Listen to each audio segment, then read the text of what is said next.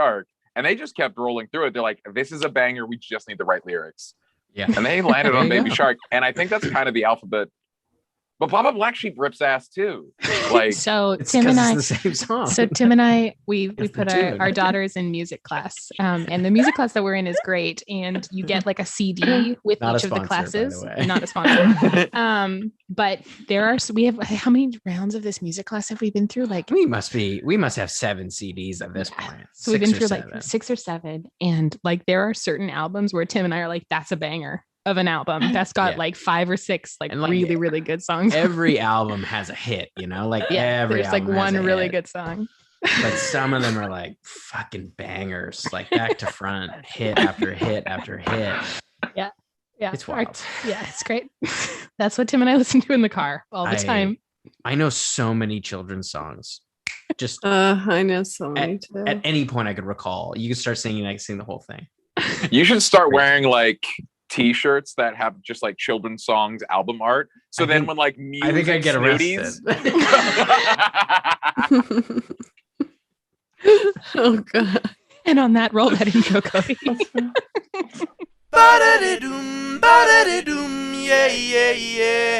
Yeah. When you're stuck in quarantine and there's nothing on TV, come on down, come and see Blackwater D&D.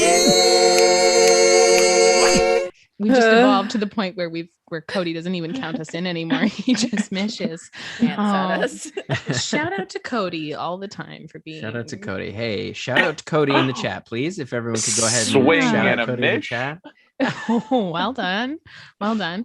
Okay, I'm going to jump into some announcements here. Yes. So a big thank you to our sponsors, Legendcraft, a nerdy woodworking company from Calgary. Check them out. And if something tickles your fancy, enter the code Blackwater at checkout. Jen is showing off her amazing Spooky Pants Blackwater spell tracker. If you missed out and Matt's got his kokanee one there, I've got mine is too far away and I can't reach that. Pip. Oh, pips. So if you missed out on this I got one. wonderful Kickstarter, yeah, Len's got the one with the dragon art on the back. Oh, am I gonna be able to get it without my ring light being obnoxious? Oh, it's so There you good. go. Nailed it's it. so So good. good. If So you good. missed out on this, they are going to be doing a run of them. And if you want to get the Blackwater logo on the back, you can. It's part of one of the options that you can get on there. So check out their website. And if anything tickles your fancy, enter the code Blackwater checkout for a discount. Within the next week or so, we will probably next Saturday, we'll actually be dropping our new sponsor. So we're really, really excited about that, to pass on some sweet deals to you and to showcase this wonderful, amazing company that we are going to be sponsoring with. So stay tuned for updates. Love as always to our dice goddess, Keisha. Check her out at fairydragon_dice. Jen is showcasing her pretty custom dice that are Yanna Spooky Pants based, and they're delightful. Her commissions are open, so please DM her for all your clickety-clackety needs. Our campaign artist is the wonderful Deanna Kovacevic.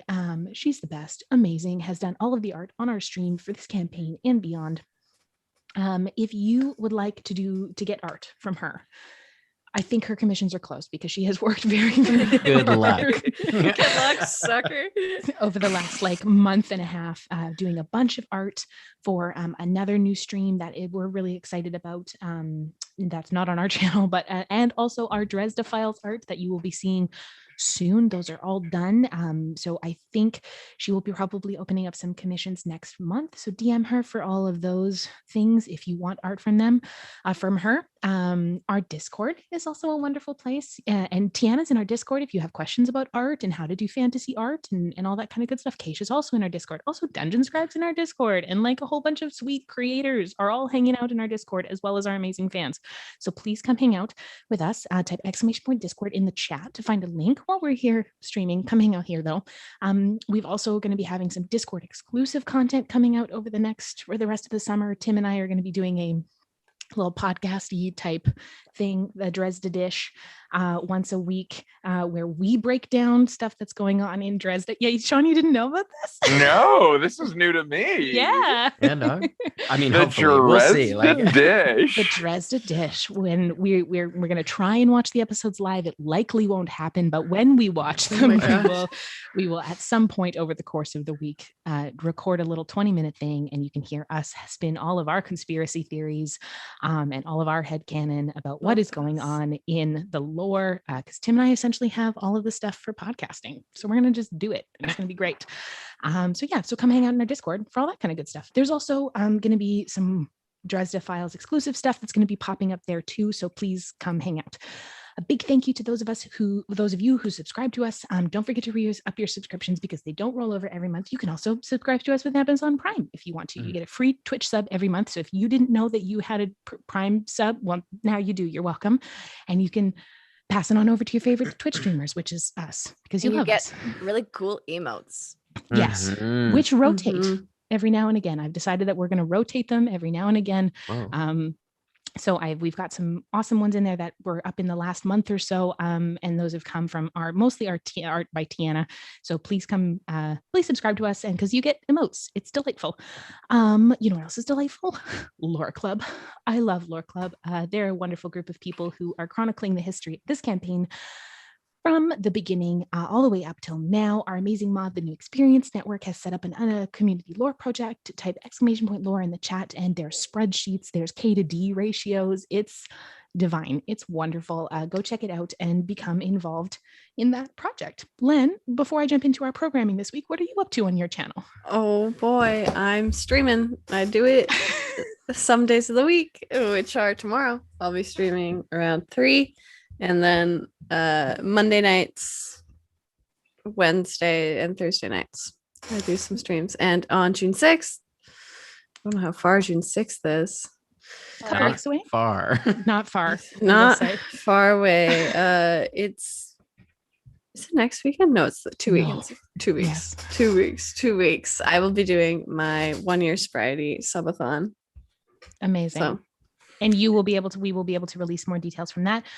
Post it in the Discord, Len. You should post your subathon details in the Discord. So if you're wondering what they are, head on over there and come check them out. Programming this week. Oh my gosh. Wednesday's a big day. I don't know what y'all are doing Wednesday, but you should come hang out on Wednesday, 8 p.m. Pacific Standard Time here on our channel as both of the Wednesday. It's this Wednesday, both of you. So we are premiering a brand new one-shot called DM Roulette, which is where we are taking 6 fantastic DMs. We've got Adam, we've got Tim, we've got Sean, we've got Bam from Art Hard Studios. We are welcoming back Brianna Flame from the Initiative Order, who played Pyre in the Bard one-shot.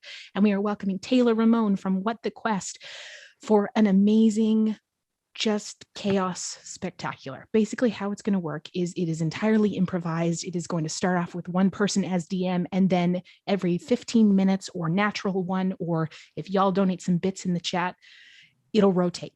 And everyone is just going to have to accommodate. Matt is making characters. So I think that's prime. Buck wild. Everyone's in trouble. It's going to be delightful. There are some ways that y'all can bring in some big chaos to the stream by giving inspiration. There's even a way to drop a wand of wonder in somebody's hand if you wanted to. So we're really, really excited about this. Please come hang out with us. Bring yourselves and come watch the chaos ensue. And if it goes well, we're going to do more of them. So, and see who else we can get to convince to come do this thing with us. So that's 8 p.m. Pacific Standard Time next Wednesday. And then, of course, we are back on that Saturday for our main campaign. So lastly, whether you're new, Sean, go ahead. Oh no, I was just like, nice, nailed it, but I was premature. You keep doing what you're doing. This is my last There's bit, more. There's the last bit. Just whether you're new with us tonight or whether you've been with us for ages, thank you so much for your support. We love you immensely, and thank you so much for hanging out with us at our table. We hope you feel super, super welcome here. Now let's play some friggin' Dungeons and Dragons. Tim, take it away. Thank you.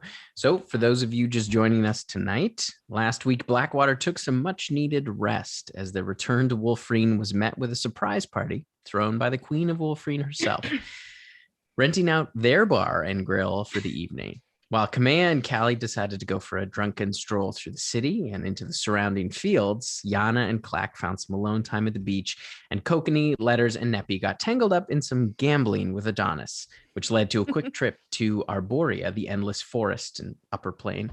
After coming across a destroyed temple, they were ambushed by a gargantuan spider. And after dispatching a gargantuan snake. After dispatching the snake, they were able to leave before being overrun by insect-like humanoids. We pick up a few days later as Letters. You decide to take this opportunity. You have an afternoon to pop over to Drezda to take care of some business that you've been meaning to attend to. So you teleport over to Drezda to meet with Blue Ribbon, Shale, and Greymane. And you arranged this meeting with all of them, of course, at your favorite bar in Drezda, Jongle's New Conch. I love Jongle's New Conch. Yeah, thank you all for coming. I guess it's like a meeting of the board. Yeah, it's nice to see you. It's been a while. It's good to be back. It's actually really good. I love what you all are doing with the place. I hear that business is going well. I hear you got a deal cut with Wolfreen. Oh yeah, no, we spoke to the Queen's council. I believe his name is Andas Silmac. He arranged a great trade negotiation, so we already have a few ships kind of trading between the two cities. We've set up a trade route with Cinderfall already. Oh, which is great. Yeah, that's amazing. That's so good. Yeah, I was just strolling through town, and it's things. It's good to see people so happy. But I've been thinking a lot recently that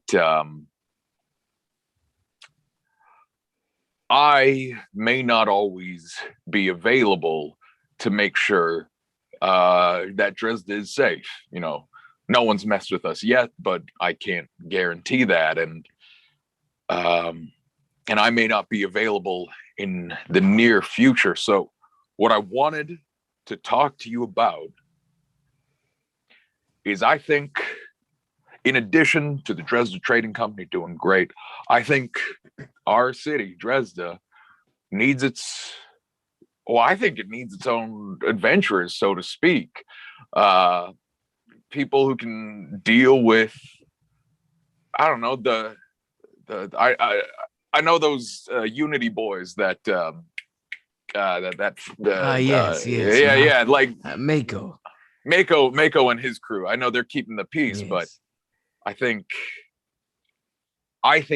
we should have people who are able to deal with things bigger or before they come up. I mean, I can't always be here, and I want to, but I think it's important to delegate. You see Shale kind of playing with some of the daggers on his bandolier. I mean, it would be a good way to lure some new folks to the city. A promise of gold. Work. Oh, yeah. To that end, I've been doing very well for myself, and I would just love to just for seed money, because I don't think this should come out of the trading company, not yet. At least I don't think we're in the black yet. We're getting close. We're getting close, but we're not there. Yeah, here's 9,000 gold, and I'm gonna just slide over like a big old sack of stuff. I guess that's a few sacks of stuff. Yeah. Clack, Boom. you got the sacks? Yeah. Thanks. Taking him out of his backpack. I gotta get back by the end of the day because Yanna and I are gonna go to Barmwich, so I can't hang out here all day. Okay, I'll get you back. I'm good I'll for get you now. back. Like I'm good for a couple days, but I did promise Yanna I'd go with her to Barmwich. Do you have to be back at the end of today, or do you have a couple Probably days? she'll probably understand if we're here for a few days. Look, okay. Look, I'll get you back in time for Yanna. Don't worry about it. I just wanted to put that out there. Okay, I have a life, so Look, Clack, it's totally Clack, fine. this is Sorry. a board. This is our first I'm sorry. board I'm meeting. sorry. We I'm just have. excited. I'm We're sorry. trying to. I'm We have thinking about minutes. it a lot. Well, Maybe I'm a little nervous about it. It's fine. Do you I want don't me to come with you? No, it's fine. It's fine. Do you Sorry. want me to come with you? Sorry, I've derailed the meeting. This is really unprofessional. Does everyone No, mind? I don't want you to come with me. Do you need advice? Do you want to open it up to the table? No. You want to do this solo? I mean, it seems like saying no a lot, so Okay, sorry. maybe it's a little. Clarity's important. Okay.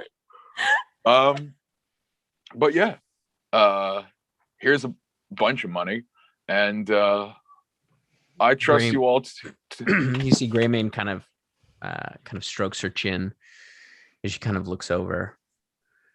Who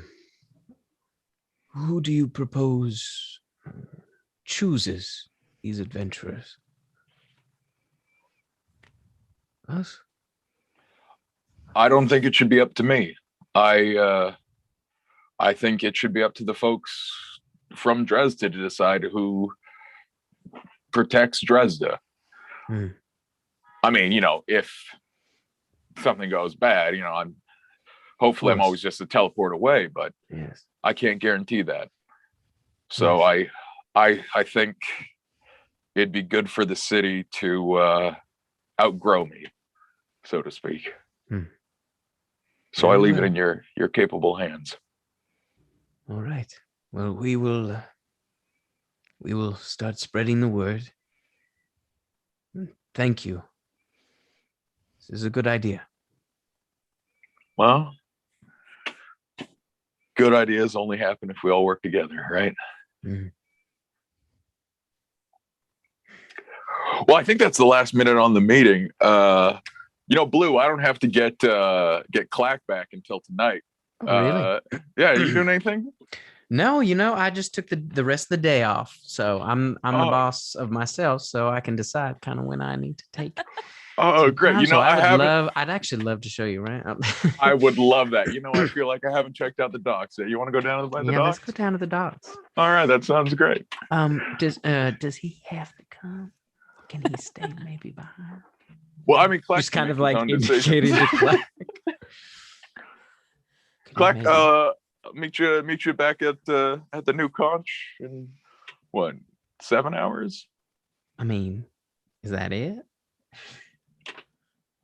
Like 12? 12 sounds good. Yeah, fine. That's fine. I can wait here for 12 hours. You have friends here? Yeah. Okay, sure. I'll go see Grape Nub. Wait, no. Come on. I can stay overnight. I'm not going back. Here, I haven't Simba Callie today because she woke up in the field. No, stay. It's fine. No. I'll do it right now. I'll do it right now. Where do you want to go? I'm familiar with everywhere. Where do you want to go? Do you want to go? Do you want to go to Yanna's mom's place right now? No, I can send you right there. I'm going with her. Oh, wouldn't it be a great surprise? No, because she'll be like, "Where's Clack? I want to leave. Where's Clack?" And then she'll be like, "There he is." And no, she'll be in Wolfrine. She'll get mad at me. She'll be like, "I was looking for you." Wolfrine? Yeah, Wolfrine. Okay, Zimzalabim. And I slap him on the face and I send him to the gravel pit. All right. Yeah, so my schedule opened up. I can't even leave until at least tomorrow. Well, that's great. Let's go. Yeah, sounds great. She takes your hand and pulls you out the door. All right, so you spend the next little while in Drezda, enjoying the sights, taking it all in. I would like to think that I see remarkably little of the city, actually. So, meanwhile, back in Wolfrine, Neppy and Kokanee, you finally have a bit of time, and you decide to head over to the Gatestone Keep to look into something that you've both been thinking about for a while. So as you head in into the Andaz's office, he's the one that kind of runs a lot of the trade and also the kind of land allotment around the outer part of the castle, or the outer part of the city. So I don't know how this works. I've never bought something before. Yeah. Well, you just there's quite a bit of crowned land around the city that is available for purchase. If you have, I have a map here, and kind of rolls out a large map on the table of kind of the surrounding area outside of the city. If there is a particular area that you like on the coast or into the forests, they range sort of in price depending on their value economically to the city. If they are, of course, a forest that can be logged or a coastline that is particularly useful for fishing and such, it sort of varies in price. So what are you two looking for? Do you have any preference, darling? I was sort of thinking something coastline, out of the way, maybe on a hill. Yeah. Something like that. All right. What about yourself? Overlooking the ocean is nice, if there is a view. But if not, forest is beautiful. I grew up with nothing but sand, so forest is wonderful. Yeah, I think something like that. Yes, well, there is a a number of hills on the eastern coast, sort of around and he kind of indicates down sort of the southeastern part of the city, because it kind of sits right on the in the bay, so kind of the eastern side, and down the coast. And he goes, I believe sort of right in here would be fairly preferable if you want to go and take some time to go and look at it. But this sort of tract of land, and he kind of like lays it out on the map so you know where to go. There's a number of there's some cliffs kind of immediately next to the city, but then if you go a little bit farther, it kind of softens down into some nice hills and things like that that overlook the ocean and the coastline. And they are all there isn't much fishing happening on that side of the city at the moment, so it's relatively inexpensive. Not that you also know the queen, so I'm sure there's a discount. Not that it really matters, but what kind of price are we looking at? Oh, well, likely. Would you like me to arrange a construction crew as well to build a cottage or a home or something like that? Probably. Yeah. Probably a good idea. All right. Well, depending on the size of the house, but for sort of a standard kind of cottage, probably around 2,000 gold pieces for the land and the building. All right. That's more than fine. Darling, why don't we go take a look? Sure. And go find one we like and go see what kind of house we want to build there. All right. Okay. You head down and here, take this, and he kind of gives you the big map. Just mark out roughly when you get down there where you're thinking, and then we can draw up the boundaries around it when you get back. Wonderful. Thank you, Andes. Of course. So yeah, we would go wander.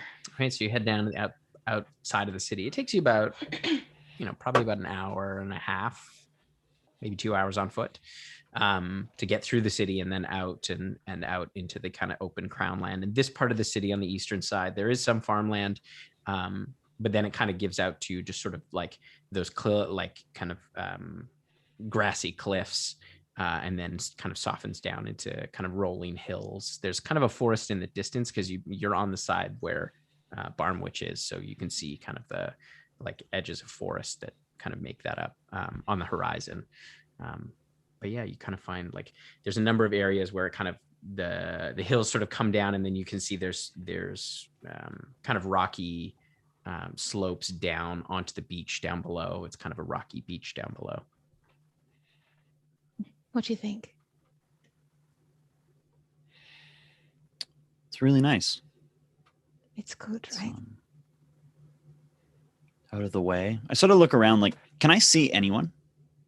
Where you are now, no, there isn't really, there's no, like the closest would be, there'd be like a farmstead if you went up a little bit and then you like got up to where the cliffs kind of flatten out. You could probably see one, like maybe an hour away. But there's not anybody in the immediate vicinity now. Yeah, this works. It's good. It's could build something nice here. Yeah. Simple. Nothing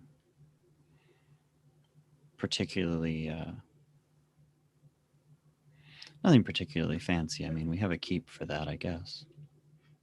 You could build a workshop out here. A little one Yeah. if you wanted. Be nice. Mhm. You know, just a couple of rooms and quiet away from everybody. I think sometimes we'll want that. You know, I think there will be time where we can go travel and have to do and be and step into various roles. But I look forward to those moments where we can just stop. Absolutely. Have something quiet for a change. I've had something on my mind for a little bit. Huh? And, you know, seeing this place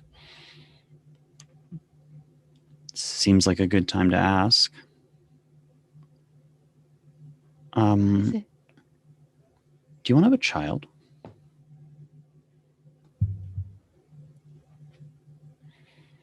Here's the thing. One of us could die Yes. at any point. Like, yes. and this is the first time we've slowed down for a second. Mm-hmm. And I fear that if we didn't take this opportunity, we'd run a risk of not having another one. I didn't even know you wanted children.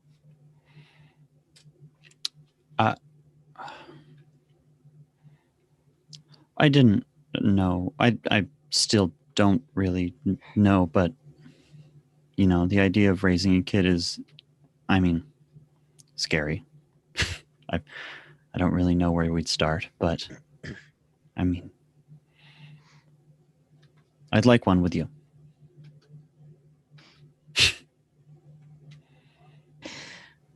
I'd like that too. There is, when a baby is left on the steps of Philenes, on the very first night that the child is there, all of the priestesses, everyone gathers round, and the baby is passed to everyone in the temple. And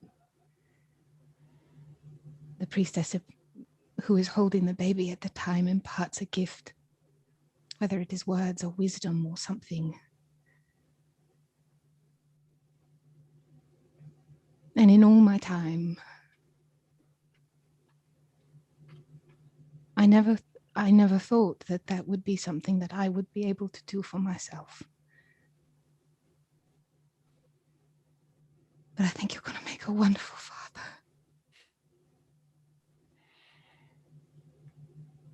I think that you are going to make the most outstanding mother. Oh, we'll have to build a nursery then. It's probably going to cost more. Good thing I won 400 gold pieces last night, huh? That's the least of our worries. It's true. So here. I love you too. Here. I like here. Yeah. This hill. Mhm. And then a strip from here down to the shore. Perfect. It's perfect.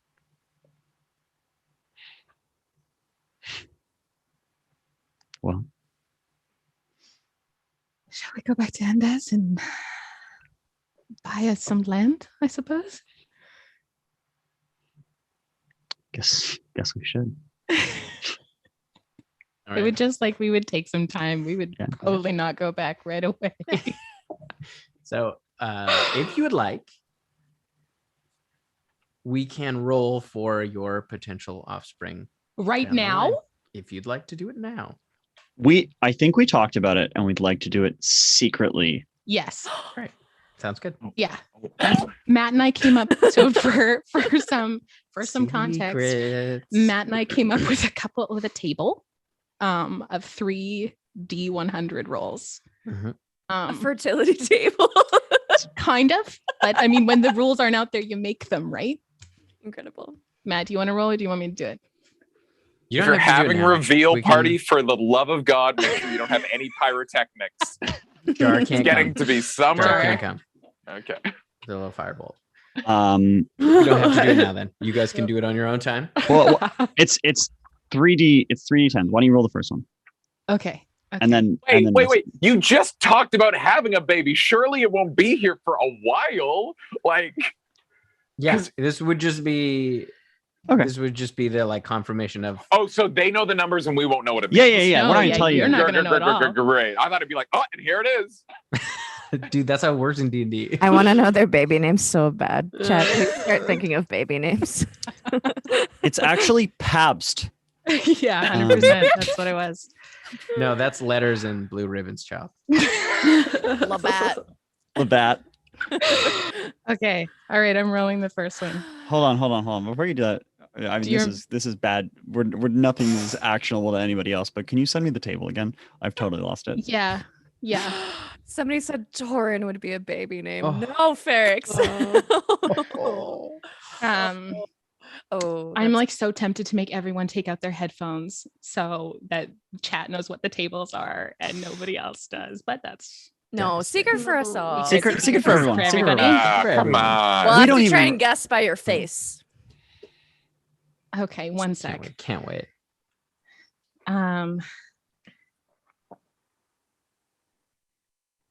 Why would you not fail? In the meantime, Don't and fail as the is baby shuffling around his office. Octuplets.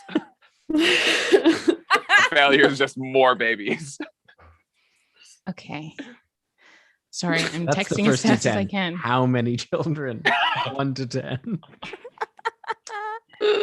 That's how tieflings work, right? Is they just have A just litter. a whole litter. It's 1d10 plus constitution. Lit. Grape Nub Junior. 100%. Okay, here we go. You ready?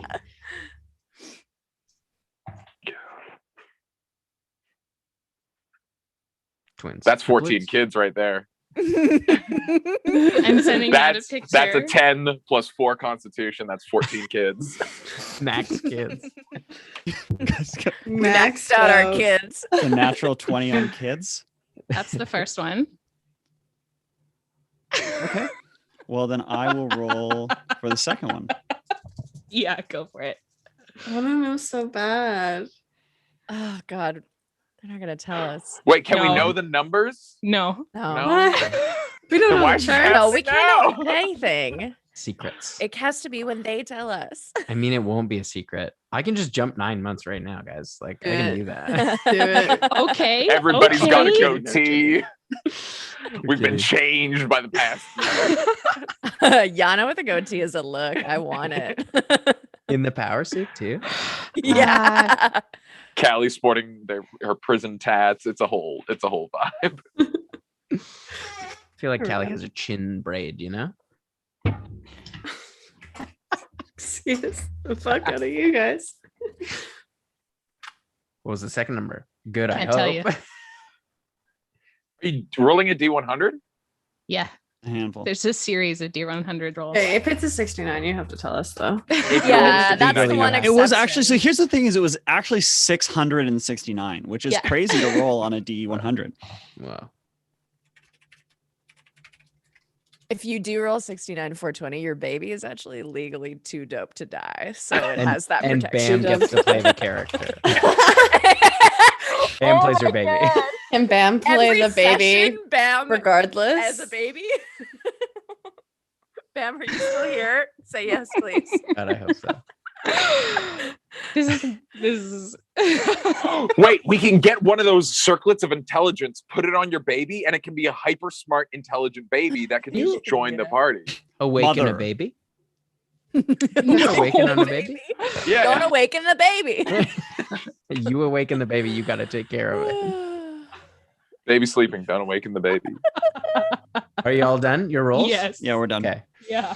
It's going to be so hard with a campaign with 19 children. I'll tell you Yeah, that. absolutely. It's 24. basically actually, how we the play it. number. Someone call TLC.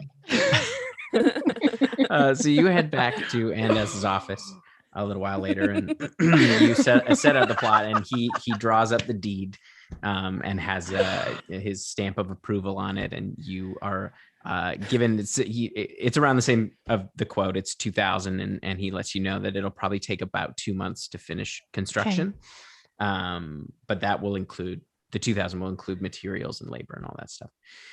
So you can when you get a chance, you can send him however much money we decide to put down for our house. You generally, there's not really like a mortgage system per se, like right. Well, I mean, we can just pay it in full.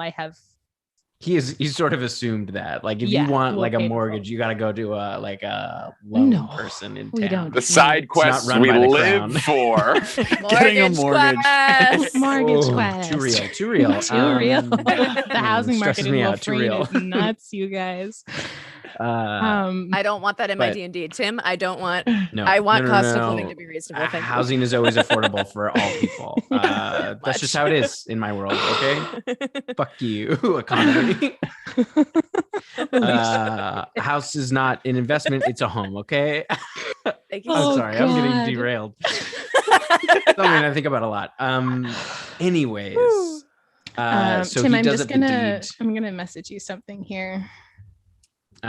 He does it the deed, and he asks you to send him your specifications for the house, so he can pass that along to the builders. But you have a bit of time, as like excavation and stuff like that will start anyways to lay the foundation. So perfect, wonderful.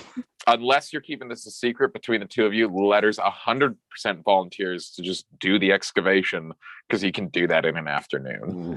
The construction company has a guy like that too. Like that's really? Yeah, they're not like, it's people have magic. It's a like 6th level spell. What's this guy doing? That's all he does, man. That's all. I want to fight this fucking He's guy. a retired. Oh, really? Was like finding out your ex has Somebody gone else together moves with like. Really? Look, this isn't fucking like shape. Somebody else has a highly like specialized cantrip. Spell that would be great for construction. 6th level spell, and he's doing construction. Yeah, he's retired. This is what he likes to do. Oh, I don't like him.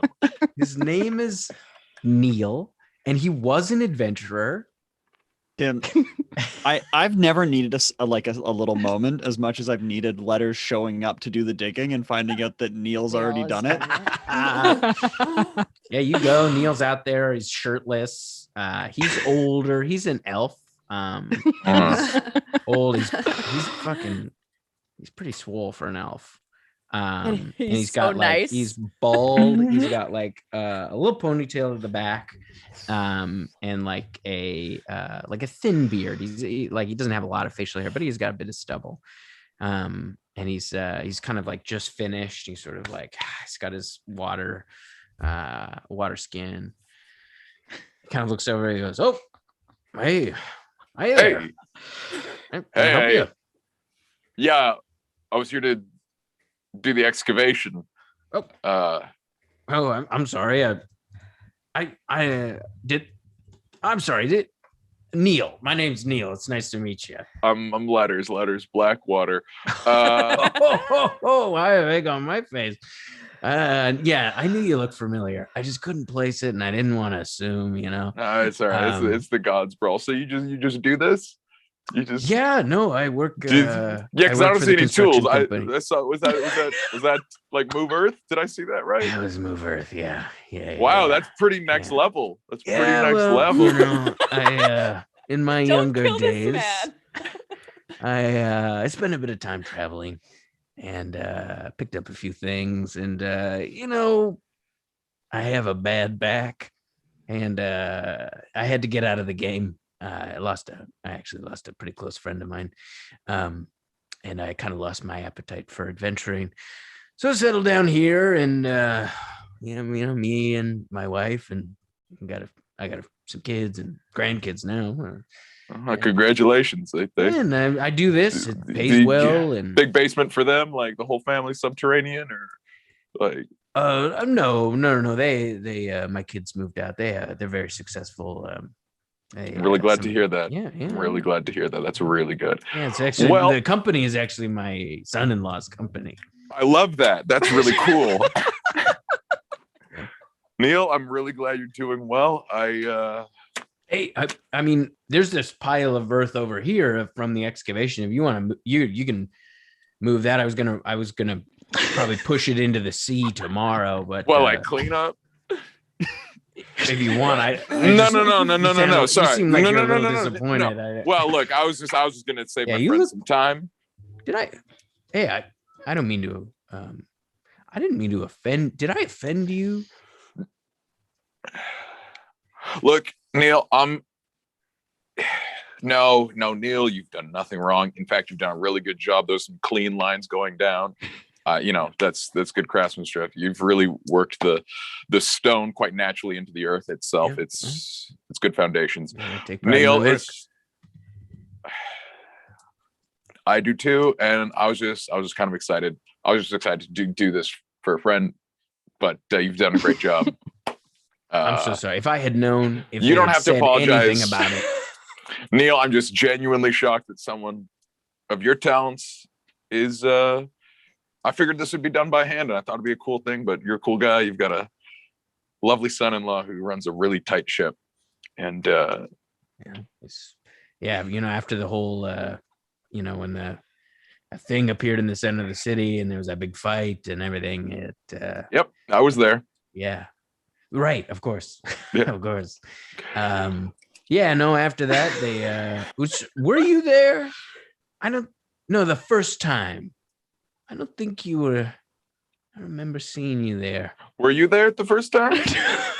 I was there. Yeah, I was protecting my family. Yeah. Oh, yeah. I helped a lot of people. Have Kokanee and Neppy just like given specifications at this point for what they want their house? You're like in the process. Like this is the initial. Like he's leveling the ground for building. I love it. Neil's the first guy to go in. Oh, sweet Neil. Yeah, I don't. The big chaos elemental. I don't think you were there. I don't. Oh yeah, no, that was before my time. Yeah, so, what protecting probably people could have used you. Oh no, I'm sure it'd be less. Well, I'm curious. How did you just move earth? Is that how you helped people, or because if you know this, you surely know other spells? I turned into a rhinoceros and I killed a bunch of shark people who were polymorph or druid. What's your jam? Well, I am a druid. Oh, okay, that explains it. Don't worry about it. All right, Neil, have a great day. Okay. Nice meeting you. Nice meeting you, Neil. Thought he was a wizard. It's fine. This is a druid. It's fine. Would flex on a wizard, wouldn't flex on a druid. It's fine. Druids, that's not my thing. Druids live by their own code. A wizard working construction, that's weird. A druid, they'll spend their time just sitting in the tree just for fun. Druid feels very natural. Yeah. All right. So we are going to jump over to Yanna as Clack returns, and you are getting everything ready to head out back to Barmwich. You meet up with Nissa. She has agreed to teleport you and Clack back to, assuming you want the Clack to come with you. Yeah. No, I do want Clack to come.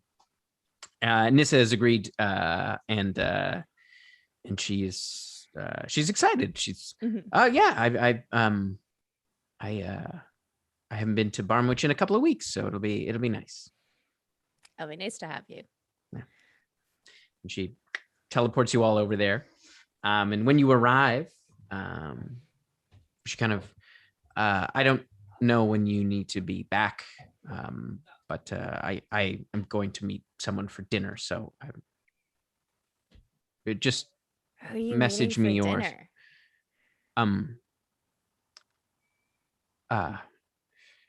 your uncle Falric. Yeah, about business. Sure. Sure. You can make an insight check. Yeah, I've got terrible insight. That's a 6. Damn, Nissa. It seems like she's talking about business. Cool. I mean, yeah, my uncle Just gonna roll Fuller's on a for good Clack. guy to know. He's a governor. Clack goes, Yeah. Sure. Business. What does that mean? Oh, Oh, you did. and oh. this is like, you're, I like to have dinner with with Falric when I'm in town. Mhm. That's cool. Have fun. I will. And you see, she goes beat red and heads towards the governor's house. So cute. Oh man, there's something going on there. Is there? Because I mean, it seems. I like thought it. they were talking about business. Oh no, I don't think they were. I mean, he's the governor. She's the Archmage of Wolfreen. It makes sense to me. But if you say so. Yeah, I don't know. Maybe you're right. You know, So where would you like to head to first? Would you like to head to your mother's house, your father's house?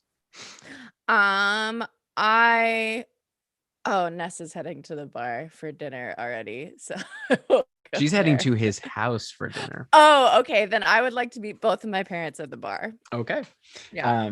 So you head over to the distillery, which is you get there kind of late afternoon, so there's kind of a lunch crowd, and you let them know, and they both meet you there. And they're both so excited to see you. Rosie and Olin come up and give you a great big hug outside, as they just like kind of hold you for a second. It's so good to see you.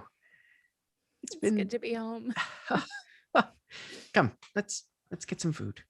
And you all head inside, and you grab a table, and you spend the afternoon eating and drinking and catching up.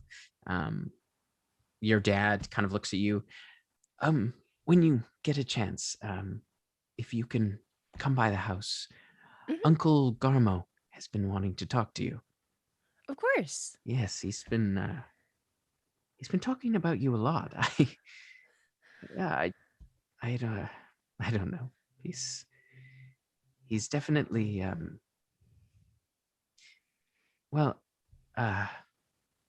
he hasn't been the same ever since what happened some time ago. But lately something's changed. He's happier. I don't know. But anyways, you'll see. He's always rambling. I kind of tune him out. He's sweet, but he can be a handful. Gotcha. He's very excited to see you. Good.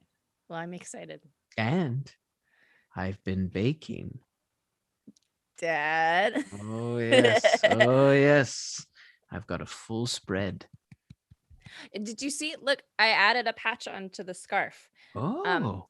And you see, like, it's not like quite done yet, but she's definitely been like working on it, like as she looks at her spell book, and it's like kind of like white, and it's got like the beginnings of like a spider web coming off of it. Oh yeah. Okay. It's not done yet. No, I like it. On it, and Wiggles has been helping me. Oh, that's very sweet. So you spend the afternoon enjoying your time, catching up with your parents. They let you know about what's going on in Barmwich. Falric has been doing very well as the governor, and people have been very, very pleased with how he's been doing. The whole city has really bounced back from what happened, and business has been really good. Your mom actually tells you, we're throwing a festival fairly in the next couple of weeks. I think it's about 2 weeks from now, for the folks at Hartsvale, as a way of trying to welcome them in a bit more. Their village is growing, and we've had a number of furbolgs come through as traders and things like that, and some of them have even moved in, and we really want to welcome them into Barmwich. So we're throwing a festival in their honor. That's so exciting. Yes. My friends love Hartsville. Maybe they'll want to come to the festival. Yes, I'll well, ask. of course they're more than welcome to come. We're really excited. That's so exciting. I don't I don't want to put you on the spot, but do you plan on sticking around for a little while? Yeah, I've got some time. Oh, that's wonderful. That's wonderful. Yeah, it's good to see Barmwich being what I always hoped it could be. Yes. I think we're getting there. It really feels like everyone is finding their feet again. Yeah. It was a dark time for a long time. Mm-hmm. And I think everyone is really embracing the light again. And joy. There's a joy here. That's really excellent to see. And I haven't been baking like your father, but you know, I did make some mead the other day. I've been making a bit of mead in the backyard. I have some bees. I've been keeping bees. This is so accurate to my actual mom. And dad. This is what they're doing. You have bees now? I got some bees. That's really exciting. I know how Yeah. much you wanted to get bees. Yeah, well, you know, I was just sort of a bit bored, and there was a friend of Falrick's was getting rid of some of his old hives. I said, well, I have a backyard, and I'd like to take care of some bees. And it's just really kind of snowballed. And now How I'm many making bees do you have? just 2 hives. Okay. So quite a few bees, but Yeah. just the 2 hives. That's really exciting. Clack, how do you feel about bees? Have you seen bees yet? Honestly, I don't know what a bee is. Oh, cool. Okay. I imagine you probably can't get stung by one. So, like, all of the potentially bad things about bees Sting don't you. matter to you. Are bees they big? No. Okay. I right. mean, some bees are like kind of big. Like bigger than sand spiders or smaller? Oh, that would be really cool. I wonder if I could enlarge a bee enough times. Okay, but no, I've never seen a bee that big, but I'd like to. I think that Sure. would be great. We're talking small? Are they small? They're small, but there's lots of them, so it's like they're big sometimes. Oh, okay. bees, Swarm? bees Are we are talking about- bees are cool. Bees are Okay, cool. okay, We cool. like bees. Cool. Yeah, Can I think you'll if like you them. like bees, I'll probably like bees. I mean, you don't have to like everything I like. I mean, I might not like them, but I mean, you have good taste, so Thanks. I'm just assuming. I'm like going in assuming that I'm gonna like bees, but maybe I'll get burned. We'll know? see. I haven't seen a bee burn anybody yet. Oh, good. But I don't know. All right. All right. Such a strange description for someone who's never seen a He bee. still doesn't know what a bee Cool. is. He No still idea what a doesn't. bee He has is. no Gave him frame of nothing. reference for what a I gave bee him is. absolutely nothing. They're They're small. small. They're cool. And they could burn sting. you. They could burn you. Maybe even burn you. They could potentially be as big as a sand spider and potentially burn you. Really going in blind. Mhm. But later in the evening, you head over to your dad's place to see Garmo, and you head inside and you kind of look around, and you can see he's in the back garden. Mhm. And there's also a whole host of baked goods on the table. There's pies, there's biscuits, there's a few loaves of bread. Your dad has been baking up a storm. Yeah. But you can see Garmo kind of out in the backyard, and he's like kind of squinting at something. He's sort of bent over, and he's looking at like one of the lattices outside that usually has like tomato plants and stuff like that. He's just kind of like staring at it. Hello, uncle. Yeah. Hi. Yeah, Yanna. Hi, Uncle. How are you? I'm very well. Yeah? Yeah. What are you looking at? Oh, come. And he kind of points. Do you see it? Make a Do perception check. Do I see it? Oh, no. I rolled off the table. Oh, a 16. 16. You don't see anything. And he goes, no. Look beyond what you see. Beyond what I see. Okay. Look through. Okay. Can I try and see if there's tethers or anything? Yeah. So you kind of go into that ethereal site and you see there is a tiny little thread that connects. What you now see, there's a spider, a kind of brown spider that blends in very well with the lattice work. And you can see the tiny little thread go up into the corner where there's an egg sac that's been kind of camouflaged as well. Oh, You see? wow. That's beautiful. You can see it. Yes. I knew you were coming. You could see me. Yes. I can see you have many tethers. I only have one. Just one? Look. And I And you look. kind of go into that site again, and you can see there's a tether between you and him.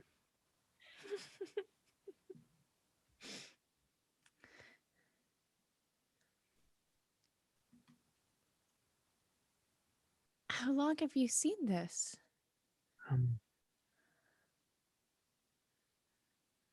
For a while.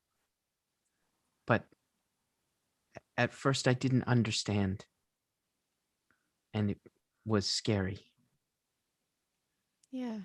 But then I started to see them between folks that I like. And I started to see them between folks who maybe shouldn't be connected. I saw them the last time you were here. And they got stronger. And yours are many. And they're loud. I've always been kind of loud. I can hear them hum. You can hear them. And yours are not quite in tune. May I? Uh-huh. And as you look at him, your ethereal sight kind of clicks in. As you watch him kind of reach out and the tether between the two of you, you watch him almost pluck it. And you feel kind of a vibration ripple through your body. As you kind of like, your ethereal sight kind of clicks in. As you realize your ability, you're able to now control it in a more specific way. And you gain sight beyond eyes. The first part of your Ether Wizard subclass. Ooh. So once per day, you may peer into the ethereal plane. You are able to see the tethers that bind all things. For friendly creatures, you are able to discern their relationships with anyone in the immediate area, as well as identify if they are afflicted with a disease. For an unfriendly creature, you are able to discern one of the following: either 1 damage resistance or immunity, or 1 condition immunity. or you can make a perception check against their Arcana ability to discern their closest relationship. And then at 7th level, you're able to do this twice a day. At 14th level, you're able to do it 3 times, and at level 20, you can do it all the time. Dope. Uncle, how did you know how to do that? I've been watching the tethers, and I can see when they're in tune.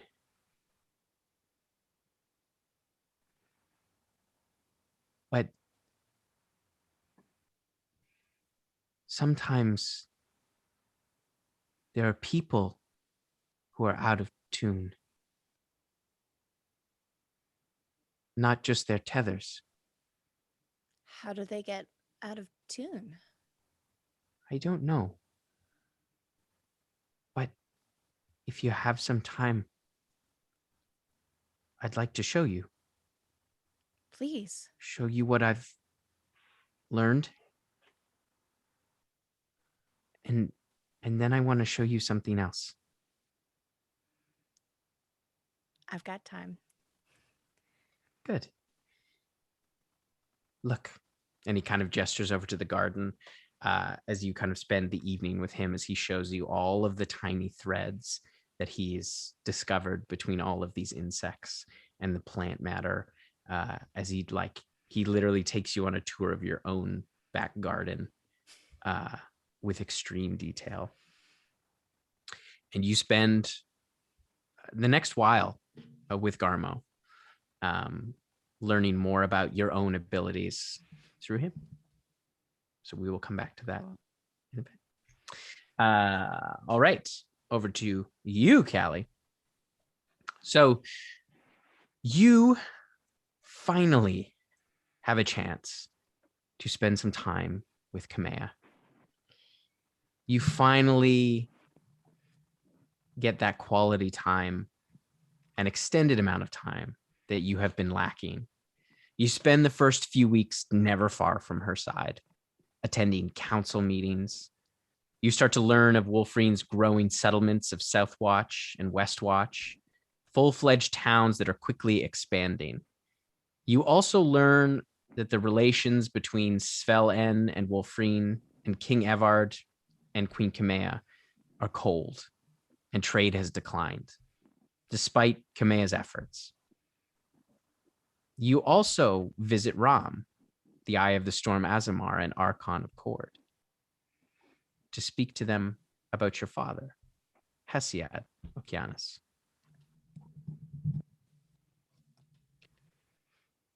It is good to see you. Nice to see you too. I have spent some time meditating on what you asked me. Yes.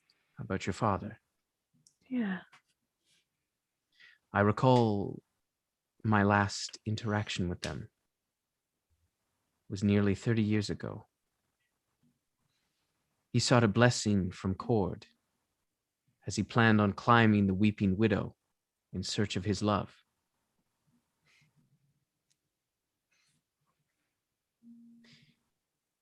If you plan on following in his footsteps, the storm winds can be dangerous.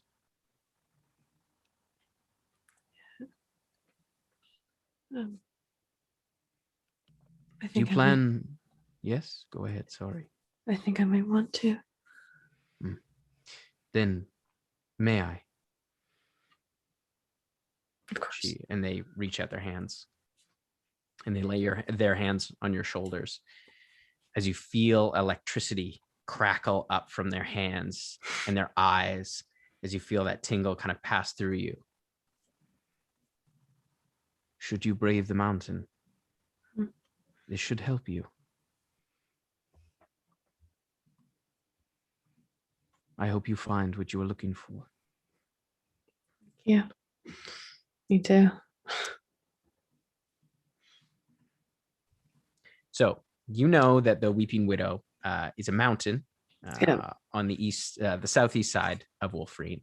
It is fairly close to Westwatch, which Kamea plans on going to relatively soon, within about a week or two. She plans on going to Westwatch to visit. She's kind of doing a tour of the colonies, essentially.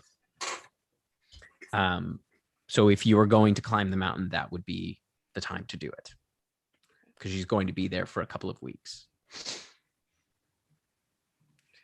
Yeah, I think Callie would. Okay. Yeah. So you set out with Kamea, and as you arrive in Westwatch, you find a bustling city, or small city, that is quickly expanding. You can see you have been to Westwatch before, and even since the last time you were there, construction has tripled. There are folks coming into town. The harbor's expanded. You can see a number of Wolfrenian ships, as well as ships from other parts of the world that have come through. And a lighthouse is being, a larger lighthouse is being constructed out in like a little ways out off the coast. And you kind of let Kamea know what your plans are, and you pack your things.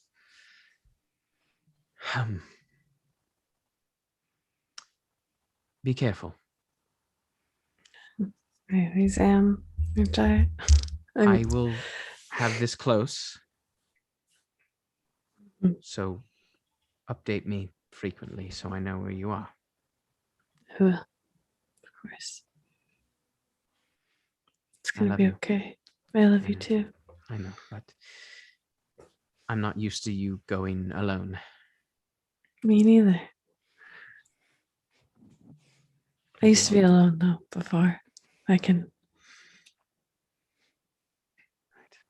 Of course. All right. Be safe. You too.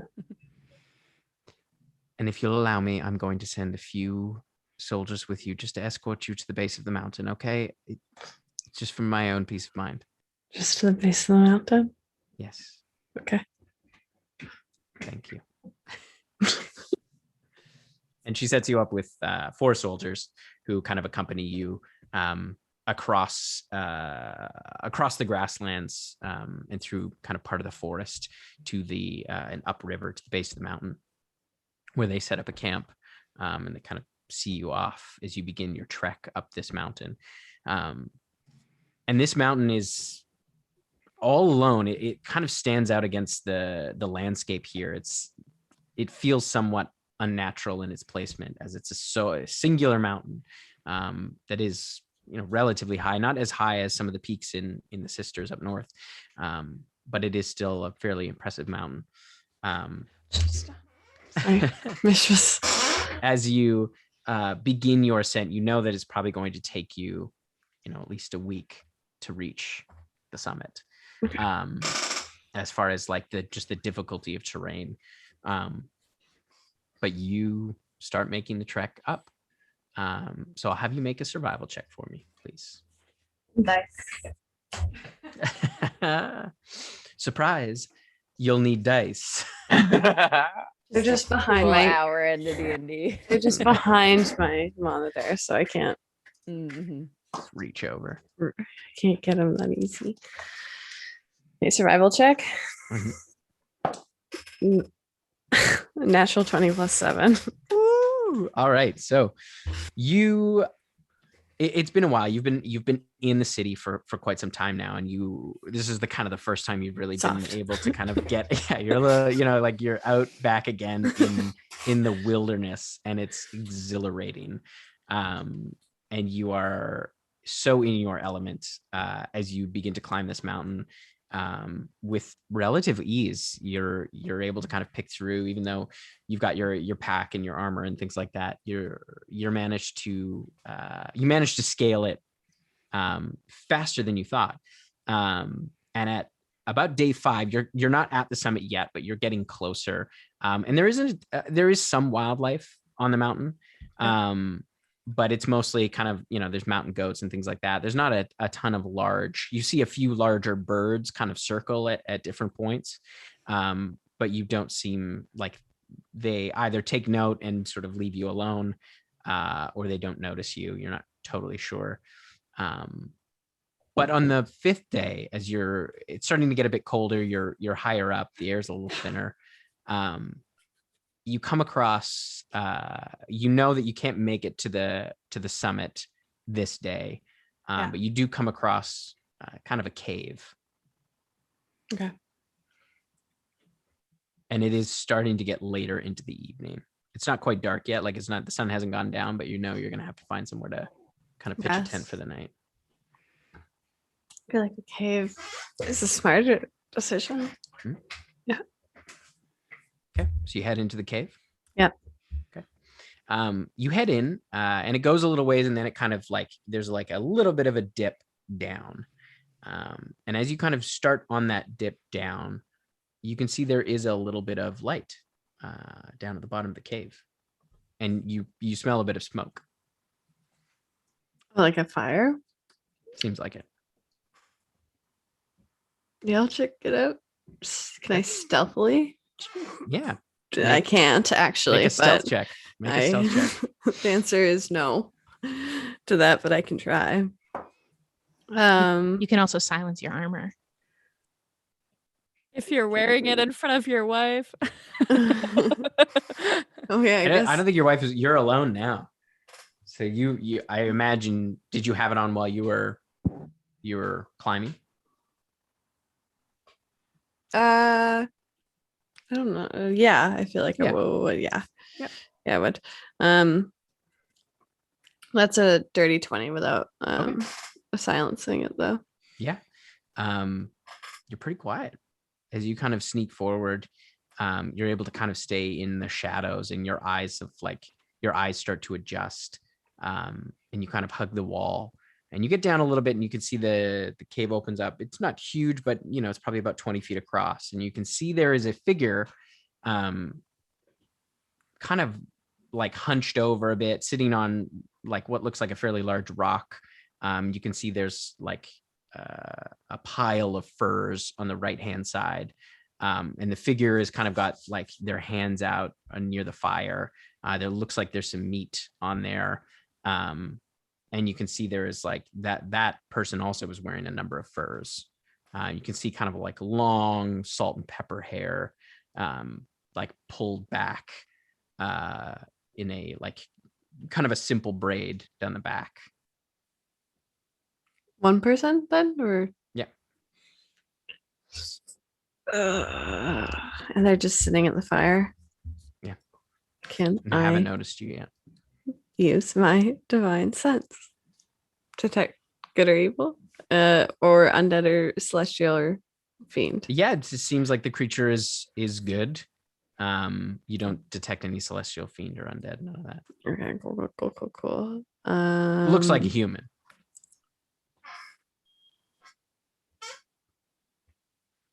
Yeah, I'll introduce myself. Well, I guess I'll walk out. I'll make myself known.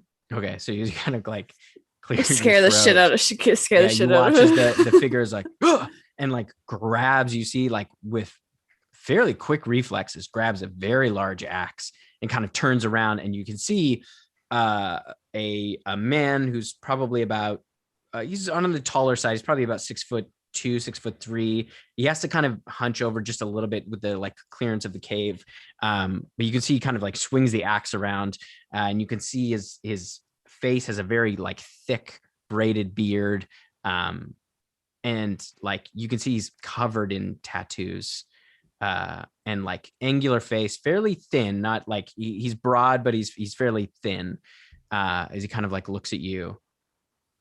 Like, who are you? Sorry to startle you. My name's Calliope Skysinger. I'm trying to make it to the summit. I just came into the cave for the night, but realized you were in here. Like, as you sort of step forward into the light, you see his face goes white, and you can see like he sort of drops the axe.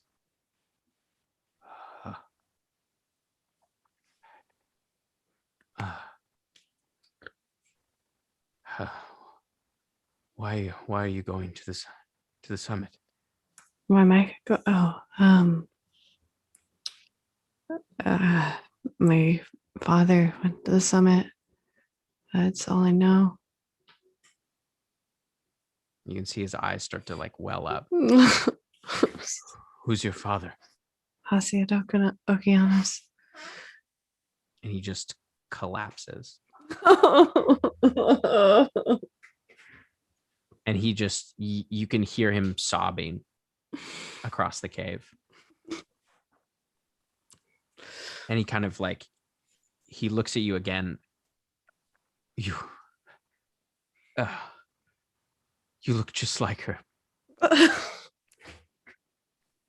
I'm sorry.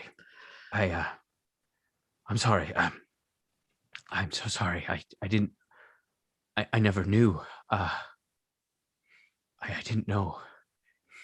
I didn't know that we bore a child. I've been waiting here for her for so long. And he starts to laugh. And now I know why. Come, sit, please. I'm sorry. I must look like a crazy person.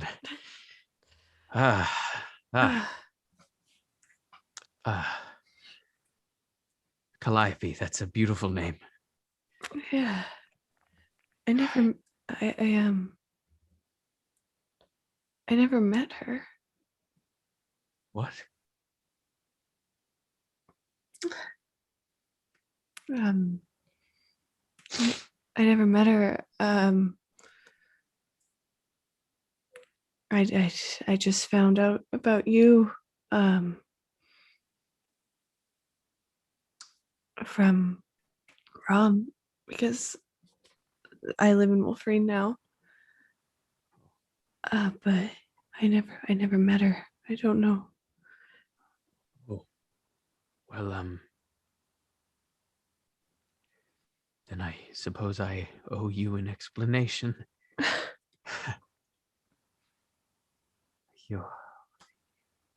I guess I'll just start at the beginning. Yeah. I was a sailor in another life, I guess. And one night, we were sailing near the Labyrinth of Glass, and a horrible storm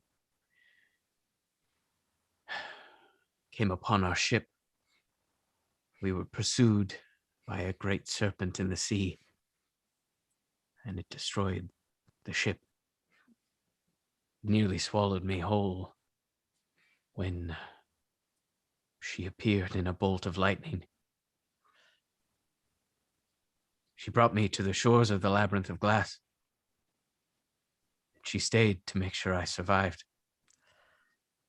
And I convinced her to stay a little longer. But a month later, she left suddenly, as if something was wrong.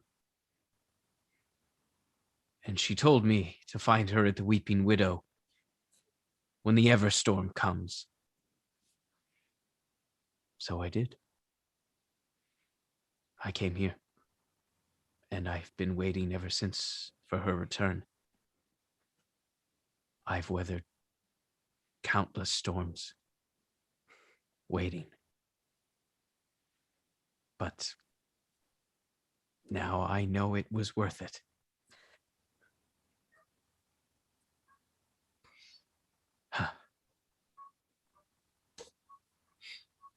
I'll take you to the summit tomorrow.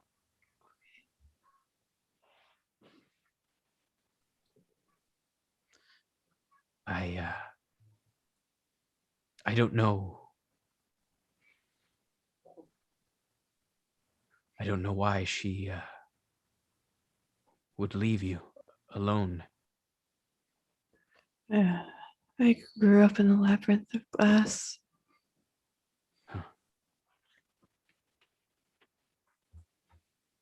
Your mother was... She was a battle angel. Yeah. Her name is Callista. Callista. I found, I guess, part of that out when I was older. I'm an Asimar. So, wings and... He's an angel of cord.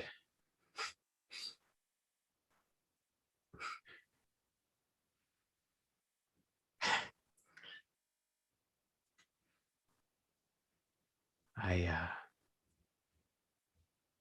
don't know how to apologize enough for not being there. I had no idea. You'll have to. I didn't know.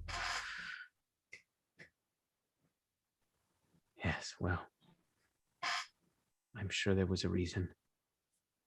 I hope so. Like I said, I've weathered many storms, but I don't believe the Everstorm has come yet.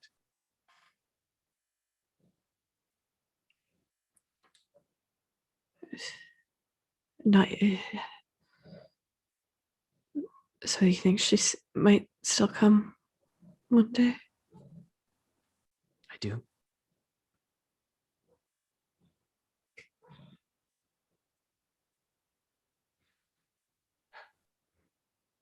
Tell me about you.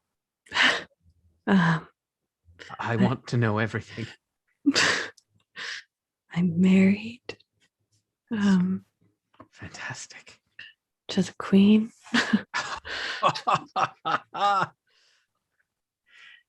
You're kidding, right?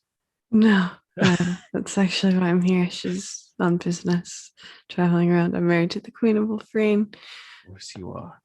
That is incredible. I should have known by your armor. It's exquisite. Yeah, she got it made for me. I guess I'm an adventurer. I have a group that I go around with. Wow. Seems to be that we're somehow always saving the world. That's amazing. Yeah. I know your mother would be proud. I hope she would be. Yeah, I have a kid that I take care of. Her name is Jar. Wow.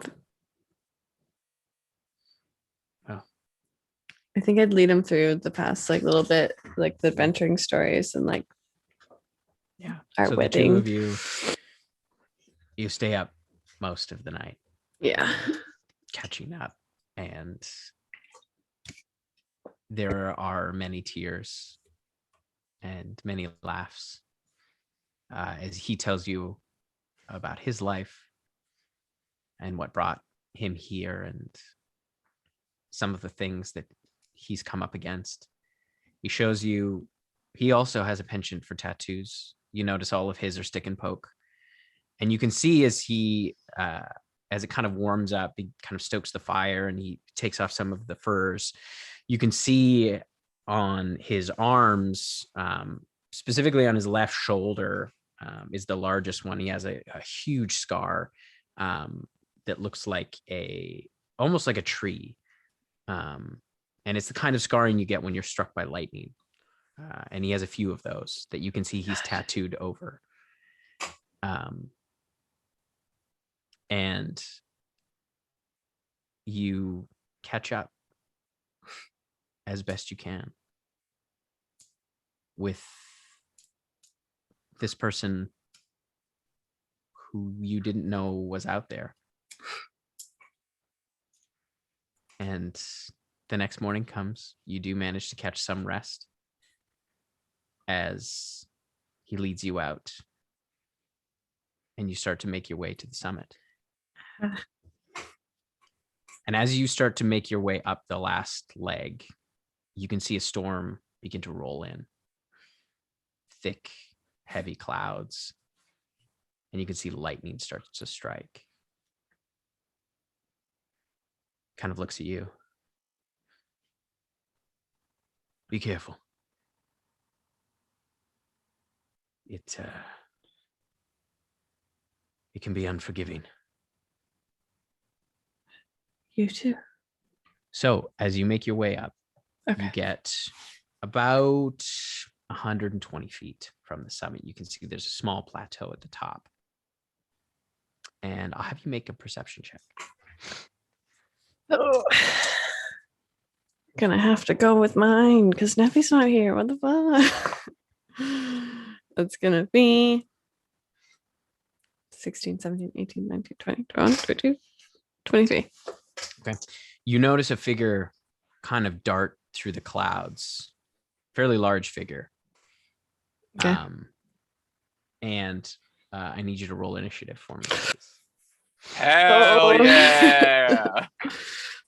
Okay, that's 16. Okay. All right. Ellie and her dad, badass combat. I love this.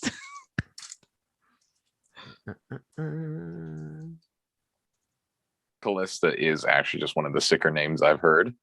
Like, I fucking love that.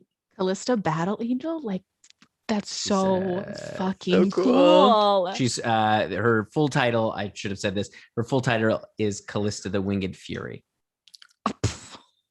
Okay. Dang. So badass. Holy shit. Okay.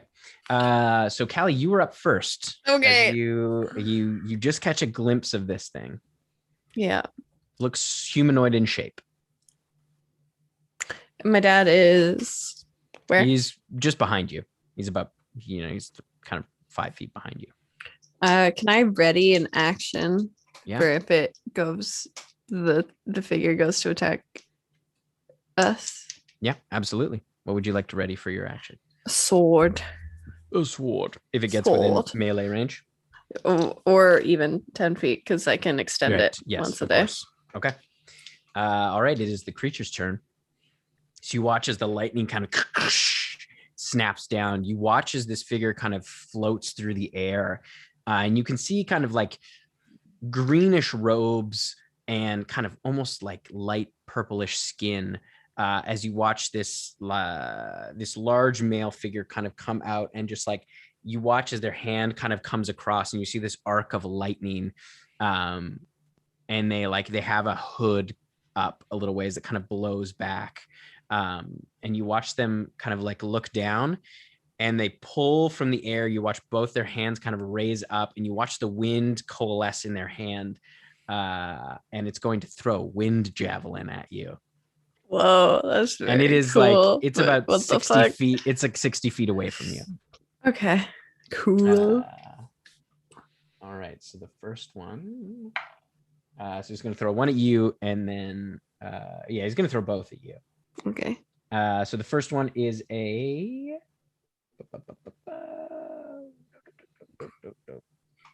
21. It's a 28 to hit. Ooh. Yes, that hits. All right, and that is 9 is 17 points of piercing damage as you feel the wind, like it's like this javelin spirals towards you as the wind pierces into you and then dissipates. And it kind of smiles and it's going to throw another one at you. That's a 31. So that's another 18 points of piercing damage. Yes. Yes. And you watch your dad, he kind of like, you watch him like roar and you watch like electricity kind of like snap out of his eyes. And then he is going to cast Cure Wounds on you. Yeah. At second level. Just gonna be second level 1. So that's 2d8. So that's 11. It's 14 points of healing for you. Nice. And then it is back to you, Callie. I'm gonna run up 30 feet to it. Okay. It's floating in the air. It's like Oh, kind of tits. floating out. Yeah. I'm gonna use my wings then. I'm gonna. All right. So you extend your wings. As like you hear your dad like audibly like so yeah, your wings are out. And I'm 30 feet, so that's my action and then I'm gonna bonus action. I don't think it'll help me that much, but I'm gonna shield of faith myself. Okay, you shield of faith yourself. You watch as the creature kind of looks at you and he's like, and it's going to stay where it is. And it's going to, it's going to do that. It's going to hurl a thunderbolt at you. So you watch as it like brings its hand up and lightning appears in its hand as it just like whoosh, throws the lightning at you. So I need you to make a dexterity saving throw, please. I love it when lightning is thrown at me. I get to curve it back at him, right? Yeah. That's gonna be dex? Dex save, yeah. 22. 22, so that's a save. So you would take 11 points of it's thunder damage. Fuck. Yeah, it's thunder damage. You No! feel the sound like kind of ripples through you. You take 11 points of thunder damage. Pooh, I can't do any of that. I can't do anything with that. I can't curve that back. I can't curve back sound. All right, and then it's your dad's turn. He's gonna throw a guiding bolt at it. A cleric dad? He's a storm cleric, or like a version of a storm cleric. Essentially, it's whoa. Range spell attack. Ooh, yeah, that'll hit. Yep, because there we go. So you watch as this kind of like bluish energy sails over your shoulder and slams into the giant, and it takes a little bit of damage. 14 points of radiant damage on that. And you can see it's kind of like lit up with this glittering light. So you have advantage on your next attack. Oh, funky, yeah, baby. Fuck them up, Callie. Yeah, Callie, it's your turn. I'm gonna, now I can go forward 30 feet and be at it. Mm-hmm. Yeah. Sick. I'm gonna attack it with my sword. Get it, Monarch. Do it. That's gonna be it's only gonna be a 23. That hits. Oh yeah. Yeah, This thing's 23. AC is pretty low. A 23 and a 26. Yep, those both hit. Cool. And did you roll it at advantage for the first one? No, I did not. Well, then roll that advantage in case you get a natural 20. 22. Okay, they both hit. They both hit, and then I'm gonna attack it. I always forget. Sorry about my absolutely horrific squeaky chair. Had WD-40 that. So bad. I don't even know where to WD-40 it though. Where it squeaks. Everywhere. Where does it squeak go? Just put it on top of the seat and it'll get where it needs to go. Oh, exactly. That makes sense. Gravity. Let gravity do the work. Yeah, I'll just put it right on the Trickle down maintenance. Regular hit, not a crit with wings. There it is. We found it. Boom, That's gonna be, I'm gonna put what level into this. I want to look cool. So I'm gonna do a level 4 and a level 3. Hell yeah. I Smite. just want to look cool in front of my dad. My cleric dad. Just pop your wings. You already look cool in front of your dad. Okay, so it's gonna be 7 and 8, which is 15 d8. Hell yeah. Many a D8. Many a D8. Okay. Holy smokes. Okay. Do you want me to separate any of this? No, because you're not doing lightning damage or thunder damage. So No. yeah, it's all good. Okay. It's gonna be 120 points of damage. Nice. All right. So yeah, you just like carve into this thing's chest. You cut through the robes, and you can see this kind of like the blood kind of splatter out as it kind of roars in pain. I'm gonna grab cookies. I can still hear you. Nice. It is now the Storm Giant's turn. It is going to use its it's gonna attack you with its lightning sword. The kitchen yell. It's got a lightning sword. You watch as it like it reaches its hand up again, and the lightning forms in its hand, and it takes the form of a sword as it wields it, and it's going to bring it down on you. So the first one is a 22 to hit. No, because I have Shield of Faith up. Nice. Oh, yeah. Watch the sparks fly off. And then the second one is a 24 to hit. That is my AC. Okay. So that does 40 points of lightning damage. Do I have to? Oh, but do I get a half that if I send it back? Yeah, you can. Yeah. Okay. You have it. It just absorbs back into his body. The lightning has no effect on him. But you do take half the damage. So you take 20 points. So then for con save, do I only have to get 10? 10. 10. Yeah. 13, baby. Nice. You keep it up. All right. It is your dad's turn. He's going to do the same thing, man. That's a natural one. So his guiding bolt, you see, just flies off into the clouds as he doesn't land it this time. But it's back to you. I'm gonna hit it again. Okay. With my sword. Because that seemed to work well for me last time. It seems to be one of the things Callie does. So that's a natural 20 and a 13 plus 11, so that's going to be a 24. Yeah. Get it. So many dice. So if it's a critical hit with my wings out. Roll the first amount of damage first. Okay. If it's a critical hit with my wings out. That's just I'm gonna go with level 2 smite, so that's gonna be 12d8. Nice. Real talk, if you're a paladin, get yourself. Actually, you can roll them cheat both sheet. together. Roll them both together. Okay, so that's gonna be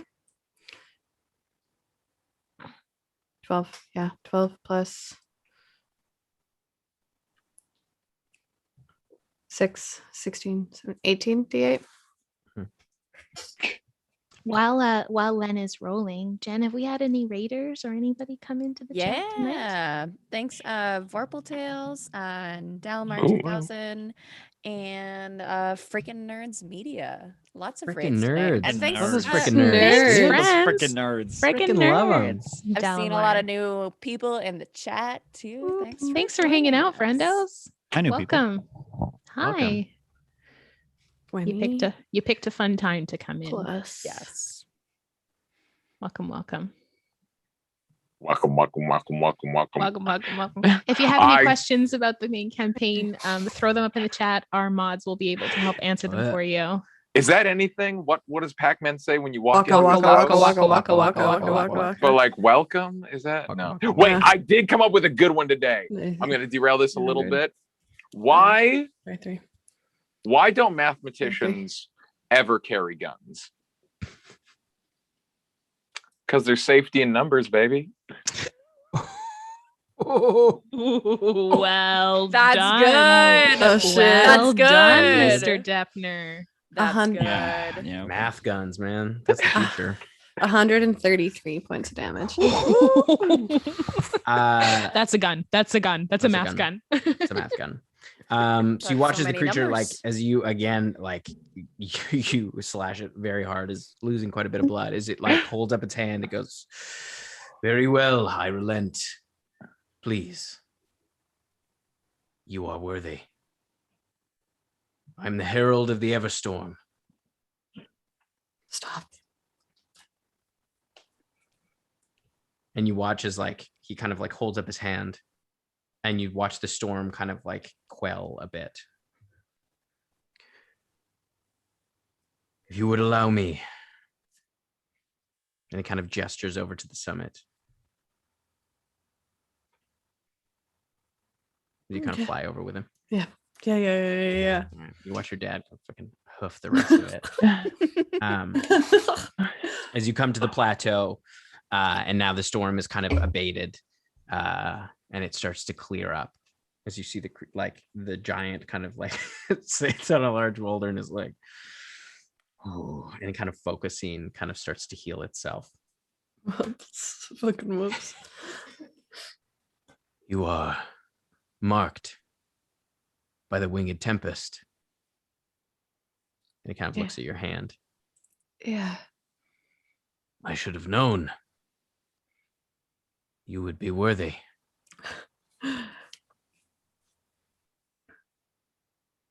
If you are here seeking the Everstorm, it approaches." He kind of like looks out over the horizon. "A year hence, the storm shall arrive." In a year? "Yes." "What is your name?" Calliope, Sky Singer. "You are formidable." Yeah. "This was fun." Do you know anything about it's Callista, right? Mhm. Do you know anything about the Callista? "I have heard tales of the winged fury. She will come with the Everstorm, as with all the furies."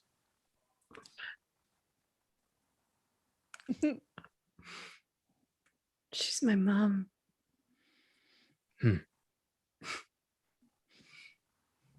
"I believe it."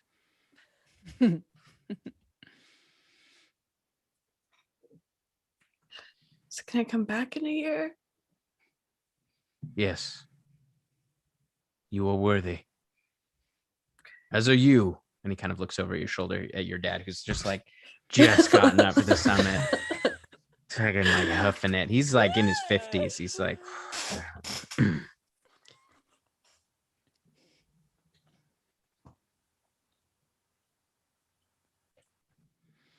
"Prepare yourself.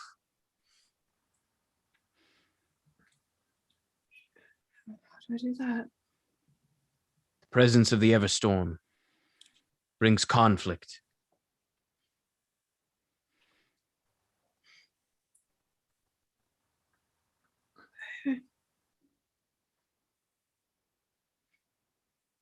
You watch it kind of like rises up, and the lightning kind of like once again starts to strike from the clouds, but it starts to hit him as you watch his whole body kind of turn into lightning and disappear. And then the storm kind of fades. And that's where we're going to take our break. Holy shit. Can we talk about all the Furies? That scary. Casual? Just casual bunch of fucking badass lady angels showing up in the middle of a storm? Hell yeah. I don't think I've ever been so excited in my goddamn life. Thank you everyone so much for hanging out with us for our first half-ish. We'll be back in a tight 10. Stick around.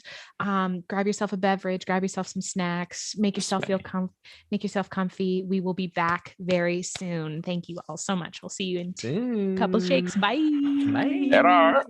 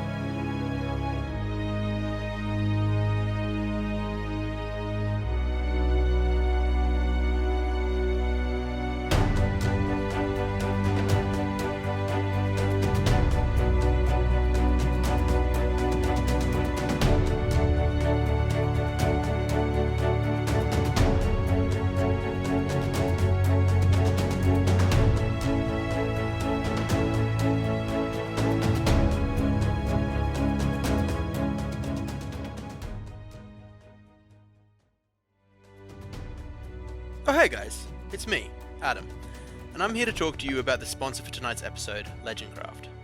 Legendcraft is a Canadian woodworking company that makes D&D and tabletop gaming tables and accessories. They are a couple of passionate crafters that create items that will instantly become a highlight of any tabletop or RPG player's game night. An absolute favourite of mine is the Mountain King board gaming table. This table is bonkers cool, looking like it is straight out of a Dwarven King's Hall. It's really unlike anything I've ever seen. We feel really good about endorsing this Canadian business that brings so much passion into something we care so deeply about. So head over to their Instagram at legendcraft.ca to have a look at what they're making and let them know that Blackwater sent you. And if any of you fall in love with any of their amazing products, you can go to their website and use the promo code Blackwater for 5% off. It supports a Canadian business and also helps support our stream in this crazy D&D game we love. Thanks, and enjoy the rest of the show.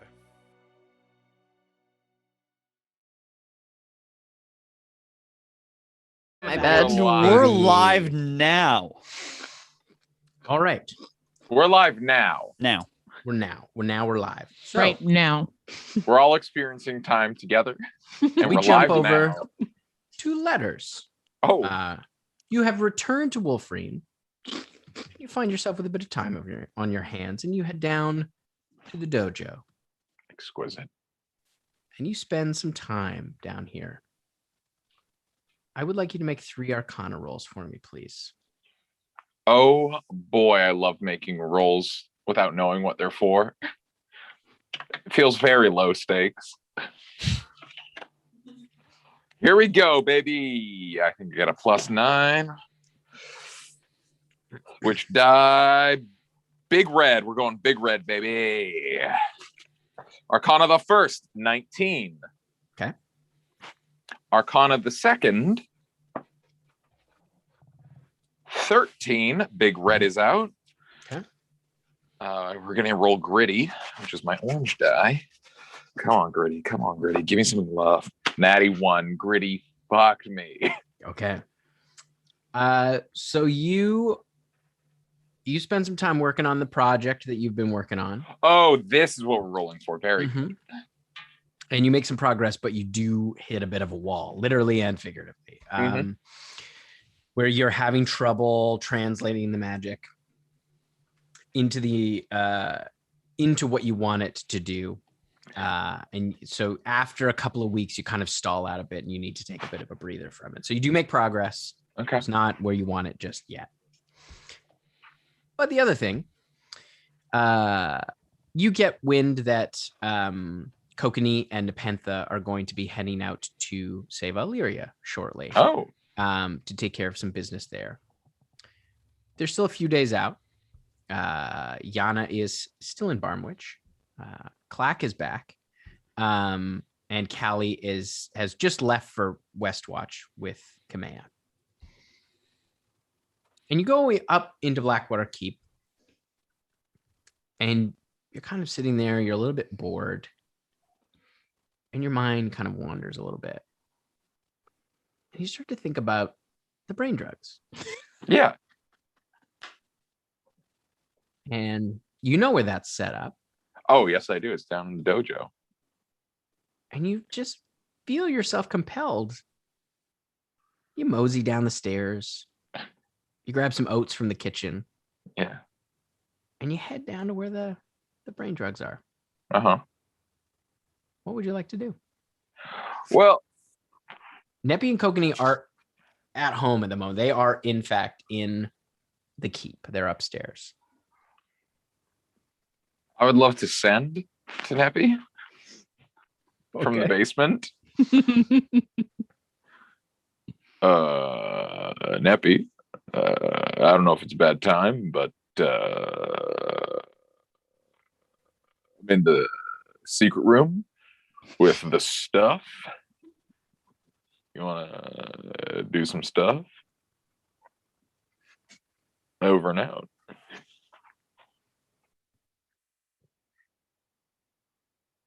Give me 20 minutes.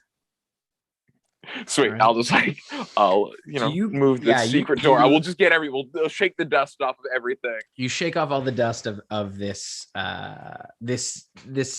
distillery of sorts that you found in the Mind Flayers colony, where they were using it to distill these brains and extracting some knowledge from them, and then using that to inject into themselves to gain that knowledge. And you look at the set, you've got the distillery, you have the jars that you originally took from that lab, and you have the fairly large needle that they used to inject themselves. It's all been cleaned, and you wait for Neppy. And she comes down. I do. Tim, Mm-hmm. can I discern? Okay, well, I'm going to talk to Neppy first. All right, Neppy. You called? Yeah, I think it's time that we crack the brain code. Like when you say crack the brain code, do you mean like recreate? Yes. Recreate it, yes. Because Yeah, we've done this a couple times. Well, we've injected it. We've never made it. We've never stewed our own brew. No, that's not true. We did that once. We stewed our own brew? We did, yes. Callie just took it.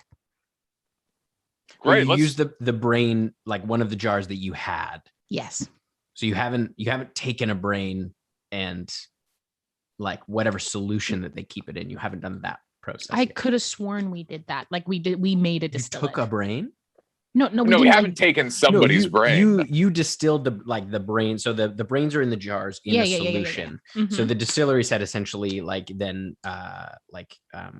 reduces that down into like a liquid that you inject. Yes. So you haven't taken a fresh brain. No, we've only done the ones in the jars. Yeah. Tell me about this fluid. Do I feel like this fluid is important? If we've done it once before, Tim, tell me right now. How confident do I feel that I can knock out these other brain jars? You know, maybe it's iffy, but you feel pretty confident that you could distill the other brains into that solution, like into a liquid to inject in with the needle. How important do I think the fluid is? If I just took somebody else's brain, how iffy am I about that? Make an intelligence check for me, please. Baby, come on, letters. Come on. Are we talking about this, or is this all stuff you done in the like pre-work before you considering called me? It's 19. He's been stewing on it. Yeah. You suspect that the solution does play a role in it. You don't exactly know what it is.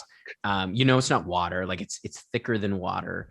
And you suspect that solution is a part of this whole process, that like whatever they soak it in is able to, like, you know, they're able to either pickling it. Yeah, they use the solution in such a way where either they have some magical influence over it or psionic influence over that fluid to extract whatever the pertinent information that they want. You have a feeling that it has something to do with that, because just the brain itself, you're not sure how they would just take whatever knowledge that they found interesting about this brain and translate that into. So you have a sense that it has something to do with that liquid. All right, Neppy, here's the deal. I would love to shoot pretty much all these brains, but I feel like then we run out of the ability to do more of this. So we may need to save like one of it and the juices to like go over with Nissa or something. Well, I mean, this is aberrant magic that we are, and science that we are dabbling into. Yes. We have 6. Yeah, roll me through the menu. All right. So first, I've been staring at them, but I'd love for you to say them out loud. Firstly, there is the dwarven brain. Very good. His name was Bolin, several hundred years of age old, and he was gifted with Arcane Creation. So there's that. Okay. There was an elf, age unknown. His name was Darket, and he was gifted with hypnotic portraiture. Cool. There was a human, age unknown, name unknown, who had showed unusual resistance to psionic probing. I want that one. Go on. There was an unknown species of a humanoid. Well, they thought might be humanoid, but they weren't, I think, it was a humanoid with a question mark from what we could translate. The coloring was off. It's a different color than the rest of the brains. It doesn't look similar. And it was seen to elicit affection from citizens. That's top of the list too. This one, and Neppy would point to like an elongated brain, kind of like a smaller, like very long, kind of it's like an eggplant. Posterior cortex and the parietal lobes. This is an umber hulk, I think. And it said further studies were required to enslave it. So, and then this last one here, I feel like you're going to be really interested in. It was an illithid brain who was exceptionally gifted with arcane pursuits. Okay. All right. Here's what I'm gonna say. We keep the Umber Hulk brain as the save this for later so we can recreate it, and let's see if we can do up these shooties. The arcane pursuits, I feel like it might be a hat on top of a hat. You know what I mean? I already got the arcane pursuits, but maybe Kokanee could probably use a bump. You know what I'm saying? Let's do them up. Let's take the day. Let's make a bunch of shots, then we can give them out as going to make a bunch of drugs today. They're not drugs. They're performance enhancers. Performance enhancers. All right. Yes, I mean, I remember how this process works. Sorry, I know I'm not there, but I believe the full sentence is performance-enhancing drugs. Sorry, keep going. Well, I'm happy to help you through the process, of course. Do you plan on taking all of them today? Well, I'm not going to take all of them. That would be greedy. I mean, we get first dibs. You get to take some, of course. No, I'm quite all right. Thank you. Are you sure? I'm happy to help you through the process and be here for all your clerical needs. Great. Tim, going back, what type, is this more of an arcana check, more of a medicine check to stew the brew? To stew the brew? Yeah. This would be an intelligence check, so it wouldn't be arcana. This is essentially just a straight intelligence check because you don't have proficiency with the this particular distillery. Although, yeah, maybe you would have. Well, no, you've only used it once. I've used it once. Yeah, I don't know that. Maybe by the end of the day. Maybe by the end of the day. Should we get Kokanee down here? Do you think he'd be cool about this, or do you think he'd be fucking narc on us? Does he know about this? Letters. I'll recall your knowledge back to when we were in Arborea. The two of you were running down a tunnel, and I was the one who would. No, that's different. What I'm proposing is injecting someone's brain into my body and sucking out the knowledge, intellectually speaking. You think he'd be cool with that? I'm going to cast Sending to Kokanee. Darling, Letters wants to do brain drugs. You want to come down? Performance enhancers. I'm going to send to Kokanee. Kokanee, they're mental performance enhancers. They're not drugs, technically speaking. But yeah, you want to be a part of something fucking weird? Want to grab a boy to another? Tim, I've got such an interesting question. Mm-hmm. If two people send to you, yeah, this is my question. How do you like my understanding was you receive sending and then they hear the next 25 words you say? Yeah. Okay. It would be like if two people sent to you at the same time, it would be like you had two separate headphones in. You'd be getting one in one ear, one in the other ear. I more mean response wise, okay, cool. I'll be right down. The same response for both. Yeah, it just doesn't matter. It more brought up an interesting thought. Oh yeah, I'll be right down. All right. So you arrive, you see them huddled around the brain distillery. So we catch them up to speed. Everything that Matt knows, Kokanee now knows. So we're doing brain drugs. Well, we got to make them first. We're going to make them first. Yes. Anything on that list attract you?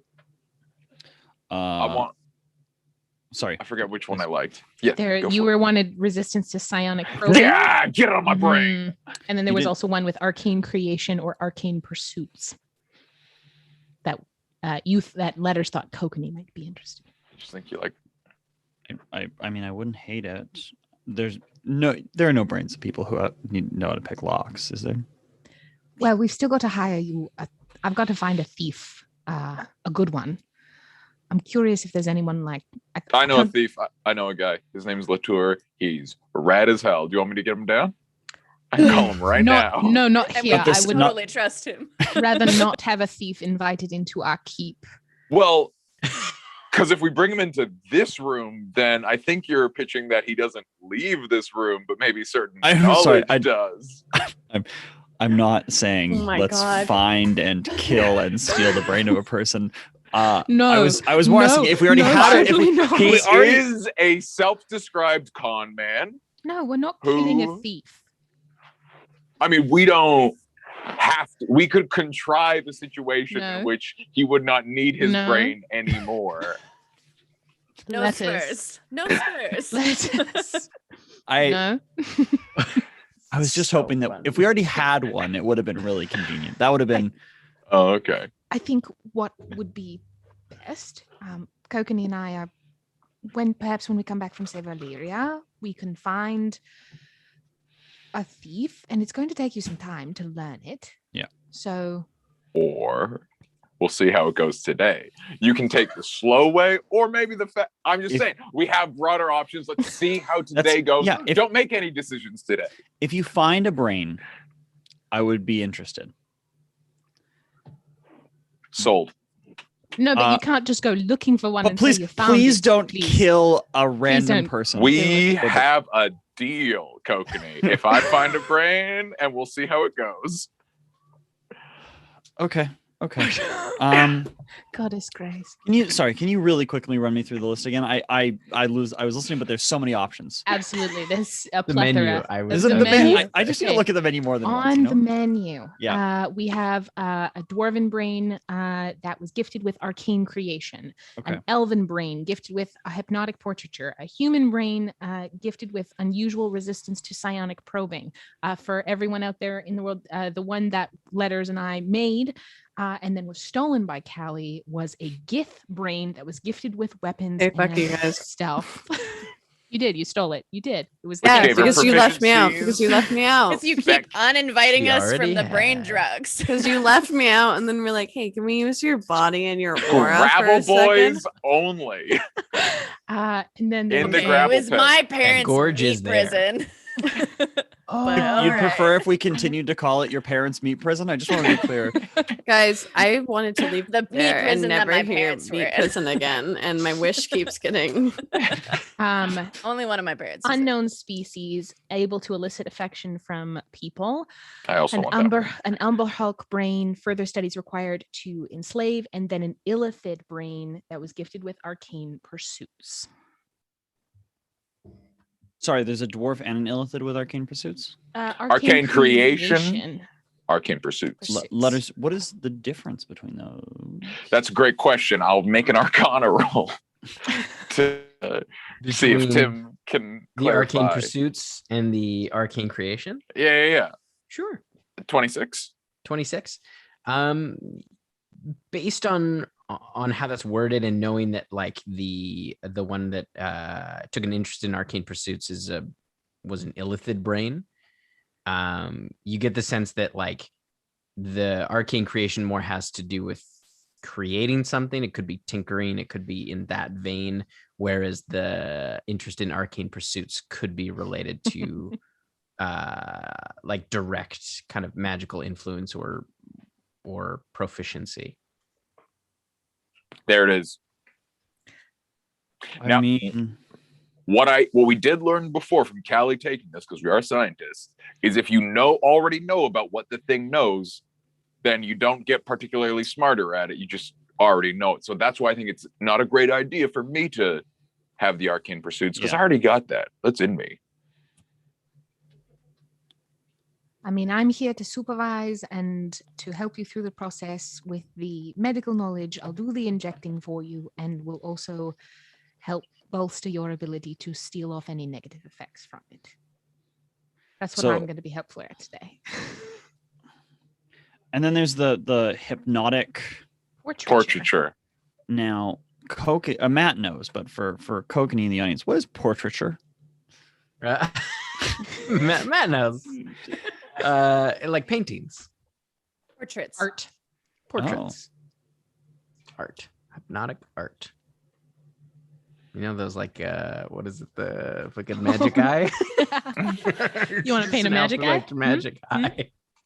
Yeah, I so what I'm thinking, letters. Yeah. Is that the one where we're talking about like Arcane Creation? Yeah. Might be where I want to go. Hell yeah. And from what I know, we can make one usage of each because we must distill the entire liquid down into one. Let's syringe. get cracking. Do you want to do the Arcane Creation first? Do you want to go first, my guy? Yeah, I'll go first. Okay.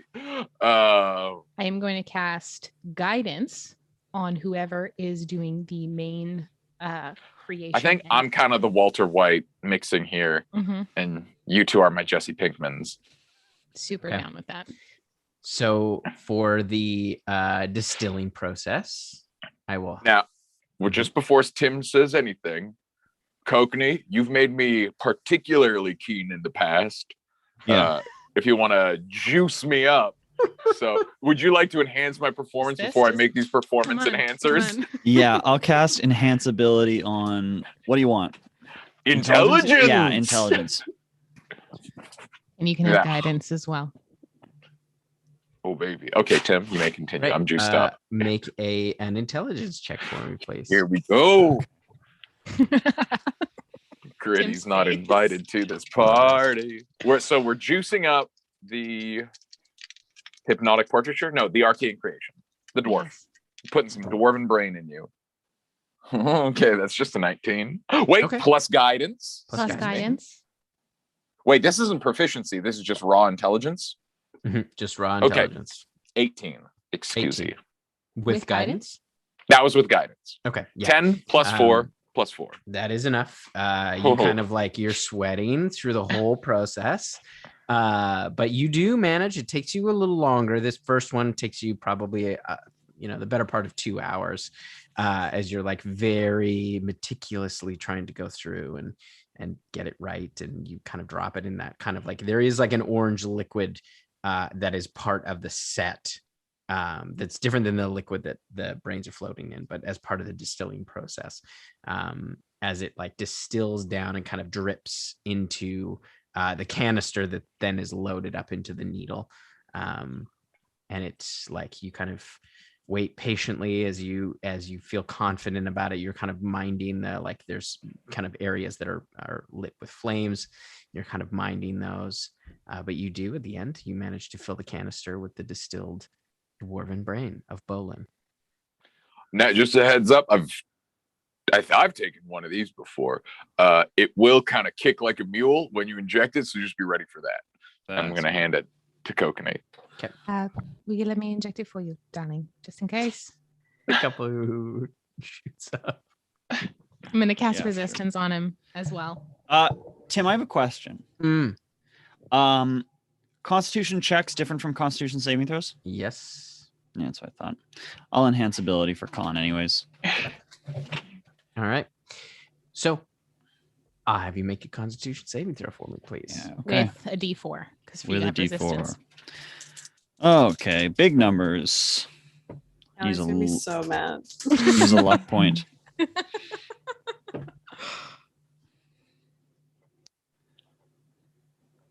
$27. There it is. Yeah.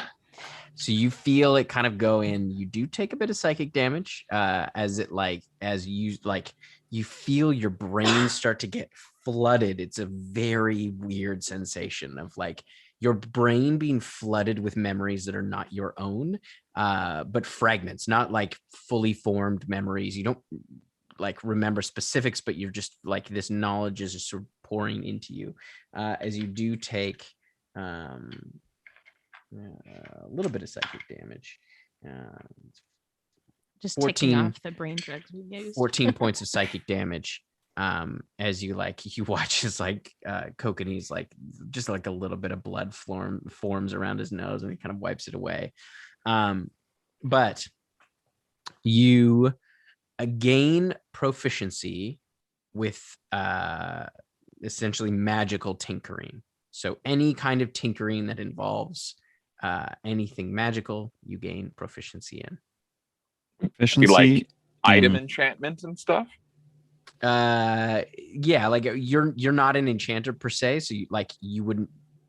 That's kind of a different thing. But if you're making something like anything to do with your making things with any kind of magic, whether that's with your shards of Arathis or even where that would extend to working with Seracite, any kind of like specifically like building something that also uses magic, if that makes sense.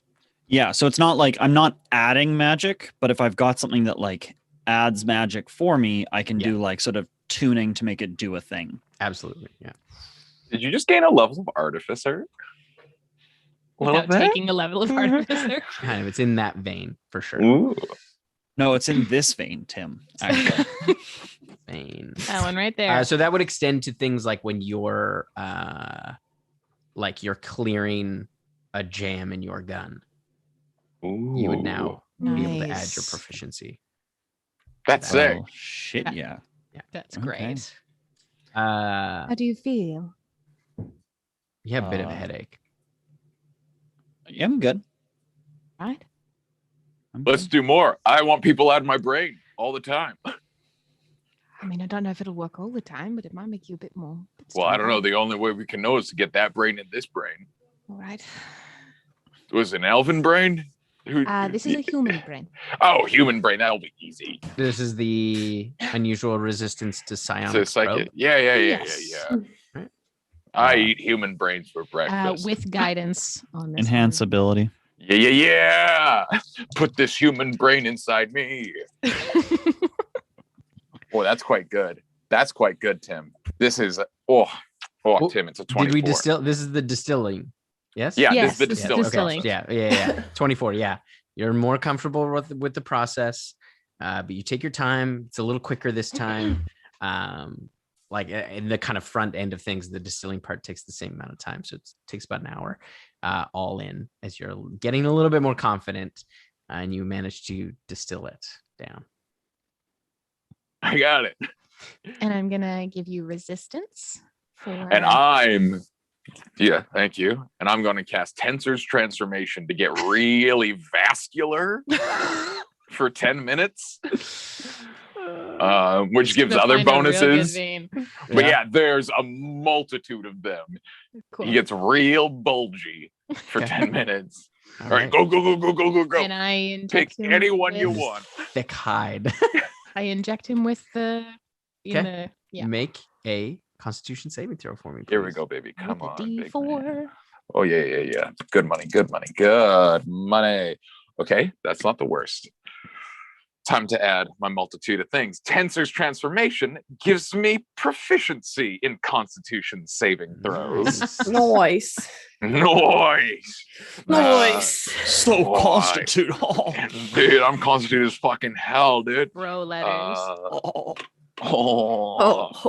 I hate this. And I hate I'm this concentrating, which gives me an extra +2. Oh, wait, there's so much. Okay, I got rolled a 6, +2 from the resistance, +2 from concentrating. That's 10. 10 plus 10 because I have proficiency in Constitution. And I'm gonna. If that fails, I will flex my brain at you for 24. 20 succeeds. So again, you like Kokanee, you feel that kind of flood of fractured memories and things like that, and it's odd. It's an unsettling feeling. It's very unnatural, but you do feel a kind of resistance growing in your mind as you gain advantage against being charmed. Ooh. Okay. I feel like it's a bad idea to do more than one of these in a day. Probably, yes. Did you want to distill them now, or do we want to leave the rest? Well, here's what I'm thinking. Mm-hmm. Let's not get too greedy. I would love to spend some time with the jars to see if I can tell if there's any difference between the various fluids. You know what I mean? Like the ones that we have left, the ones that are like, this makes you charm people different than this. Like, here's what I'm trying to ascertain, Tim. Mm-hmm. Could you put any brain into this fluid and get something out of it? Or is the fluid specific to each brain? Because I'll just leave it at that. I'll say this is, you can make an insight check or an intelligence check. I'm going to be intelligence for sure. And that dice has not been kind to me today. Oh, beans. It's just an 11. From your observation, the fluid looks similar across the board. In a couple of them, it is taken on a different color. But you're not sure if that's the fluid or if that's because the brain is different. Like the one with the illithid brain is slightly different color. The one with the Umber Hulk brain is slightly different color. Okay. So you're not sure if it has to do with that. But the fluid itself, the like consistency and like movement of the fluid is all the same. Team, I have a theory. Go ahead, Neppy. The theory will keep. Well, my question was, which is probably what you're going to expand upon, is what is this? Because it's not water. It is viscous. It's more viscous than that. We are unsure that we can dive into, but here's what I'm thinking. A lot of these brains, not that useful to us. Hypnotic patterns. What's that about? I don't know. What I'm saying is if we can get a brain that we do want, say someone who knows how to lockpick, then we put it in this pickle jar. You know, we take the Umber Hulk, who needs that, toss that aside, let that stew for a bit. Then we distill that. And now Kokanee can lockpick. My worry would be that this solution, because we have no idea how long these brains have been sitting in this solution. Correct. And generally, I even think of the process of turning Rila fruit into Rila Shara. Yes. Once you put something in a liquid, it is going to change the composition of the liquid.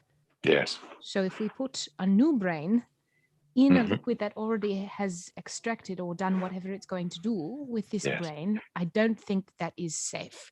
Well, that's where science comes in. Right. And what I'm saying is we've done enough science for today. You have a beautiful house that you're putting up. I met Neil. He's a great guy. Oh. I'm saying you can relax. I'm going to go speak to the local prison. I'm unclear about capital punishment in Wolfreen. I but have if one they're theory pro about it... what that solution was. What? Another. I'm going to completely sidestep everything you have said there and pretend I don't know about that. Please don't kill anybody. No, I'm not going to kill anybody. No, I'm like saying a doctor in the Victorian times. I'm just Where saying. can I get me a We need body? cadavers. If they do exact capital punishment, presumably beheading, No. what do you think they do with the heads afterwards? I don't think they do that here. Presumably. Oh, okay. No capital punishment in Wolfreen? No. Well, it'll be somewhere. I mean, I'm just a teleport away from anywhere. Surely somewhere else will have laxer judicial systems. What I'm saying is we can test this like pretty quick. My theory is that that liquid is elder brain fluid. It was potentially the soup, that cloudy substance that we found the elder brain fluid. Okay, good. Or something like Neppy, you can make a history check. Okay, I will do so. Can I make a history check of places that I know where capital punishment is in? Absolutely. Thank you. Is that Command 21? doesn't- You know that Wolfreen, there isn't a lot of capital punishment. It does happen, like if it's a very serious crime. But generally Mild it's thieving is probably not one of those. yeah. No, we it's want generally- a master thief. We're not just going to take some run-of-the-mill thief to inject in my boy Coke. Generally, the punishment is they're shipped off to work on the new colonies. That's sort of like they're shipped out to the colonies. 21. 21. It does look remarkably similar to that fluid. Slightly different, but you're not sure if that's just because it's been sitting with another brain for a long time, but it does remind you of that liquid. Absolutely. You know that there was capital punishment in Svelin. I That was knew it. more That's common great. there. You know that in where else have you been? In obviously in Bacall it was. Drezda hasn't. It's a bit like the Wild West at the moment. So if people wrong each other at this point, it's kind of like the law is sort of taken into their own hands. So certainly not out of the question for people to get killed over crimes. Thievery related crime. It was certainly a thing in the Scar. You're pretty confident it's probably not. I've got a long enough list at this point. I've got a long enough list. Yeah. This is great. Thank you, Tim. And of course in Hell. It's big in Hell. It's different though. A lot of torture. They don't really murder a lot of people. So like because where are you gonna go? Exactly. L2, Electric Boogaloo.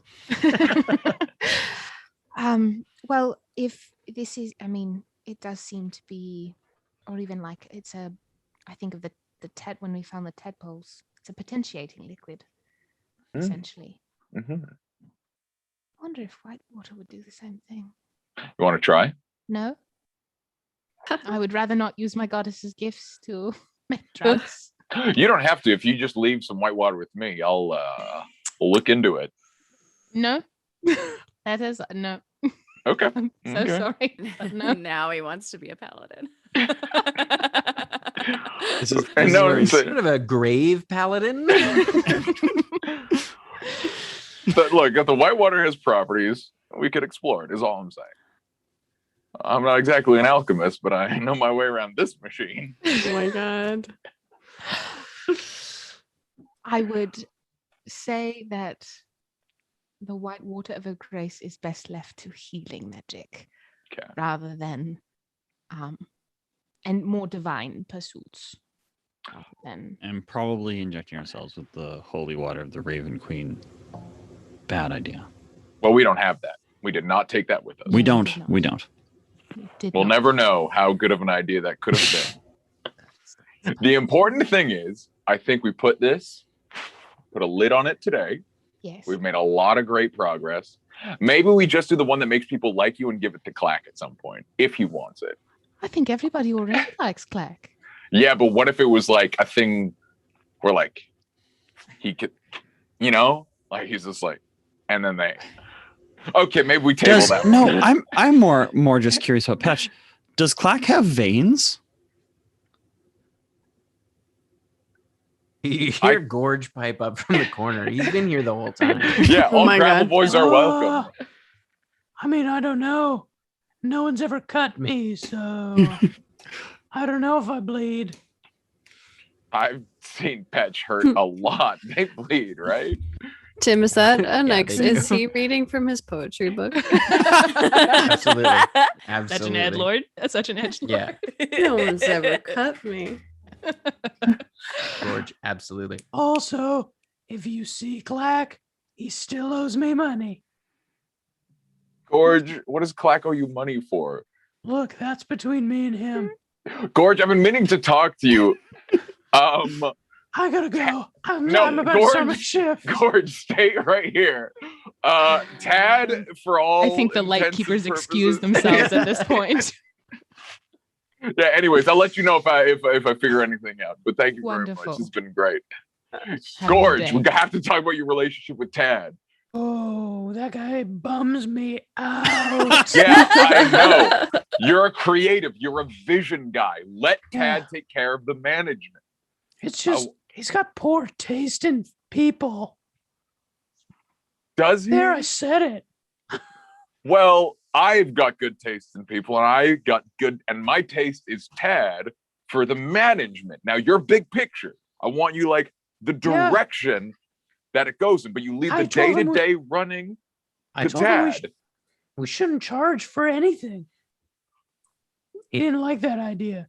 Well, again, that falls under the purview of the day-to-day management, bookkeeping.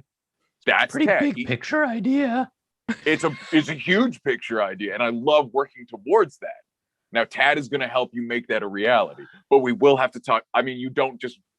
We're all in this together. Yeah. Okay. I feel like we'd have to get a few more places in Wolfreen on board with not charging anything. Okay, yeah, you're right. You're right, okay? Okay, help me help you. Let's do this. Yeah. I'm gonna go wrestle Krager. Okay, Clear my head. I'll Write some leave. poetry This is the about it best later. place to wrestle. Yeah. Wanders out. He's just in a loincloth. He wanders out. Starts yelling for Krager. I just poke my head back and let us quick Wasn't question. he late for work? Absolutely. Absolutely. Let us quick question. I almost just dimension door down here. Yeah. Would I have died horribly? Like I know that you've got like the whole magic set up around this place. Oh, into the dojo? Like if I had upstairs had dimension door down here, would I have been like stuck in rock or something like that? I mean, you're a gravel boy. This is as much your home as Gregor or any of the rest. So I would have been fine. In this room, yes. Okay. I'll go upstairs. All right. Oh my god. So, as Kokanee and Neppy, you prepare to take a trip to Ceva Aelyria. We will jump briefly back over to Callie out in Westwatch. As you are there with your father. He takes you down the mountain. He accompanies you down the mountain.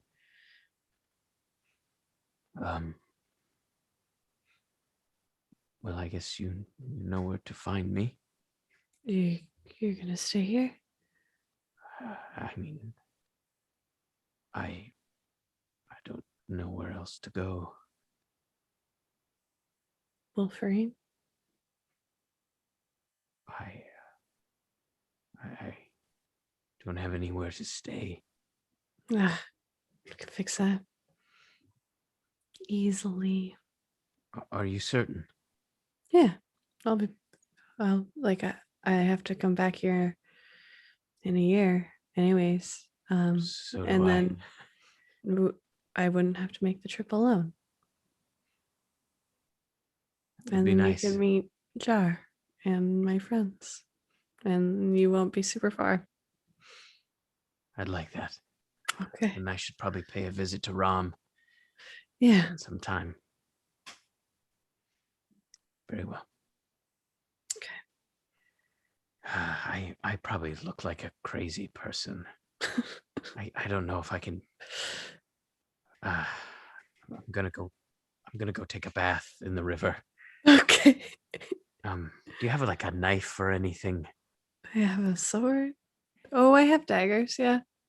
Yeah. Should I maybe- have stuff. I have stuff I could give him. Yeah. Could you help me maybe trim my hair and my beard a bit? Yeah. Thank you. You see the soldiers are kind of standing there like, what? Who is this guy? But you kind of explain the situation and he kind of heads down to the river and you help trim some of his hair is kind of matted and like he's been up in this cave.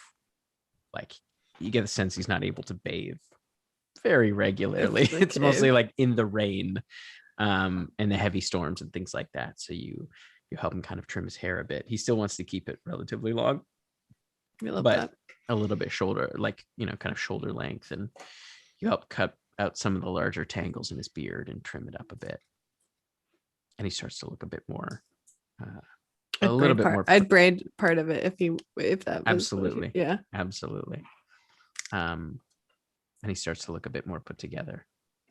And one of the soldiers lends him a set of clothes, kind of simple clothes. And he keeps some of the furs, but it's just kind of like he's got sort of like a almost like a cloak, like a leather cloak that he wears with kind of furs over one shoulder. Yeah.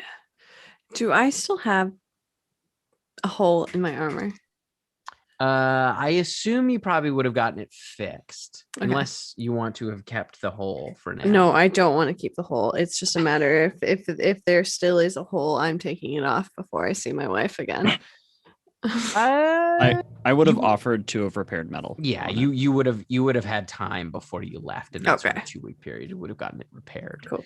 And Tim, fixed up. in that 2-week period, and also in the time of me being home and getting it fixed, was I able to hide it from my wife that there was a hole in the armor?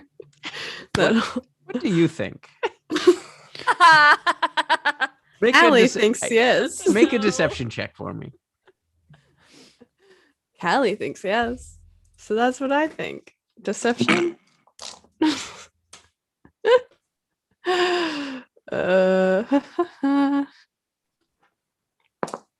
I mean, that's a 19 plus 9, so that's a 28. You're pretty confident that you kept it hidden and Kokanee helped you, and you're pretty confident. And you got it repaired pretty quick, after you got back. So you're pretty confident that she didn't know anything about it. Awesome. Yeah. So then you make the trek back to Westwatch as Kamei has finished her kind of tour of the colony and has met with the kind of local leadership and helped kind of set some plans in motion, and as came along as well to help them with some of the kind of planning for the city expansion, and they're kind of just finishing up their business, so it kind of coincides nicely. And you have a couple of days, if you'd like, to spend here. This is where you took your vacation, and you taught her how to surf. You both learned how to surf. Yeah. And you do notice, as you get closer to the town, make a perception check for me. Perception. 21. You notice your dad seems pretty nervous. Oh.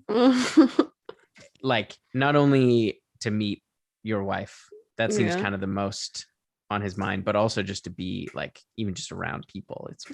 He's been isolated for a long time, and you can see that he's visibly a bit nervous. How do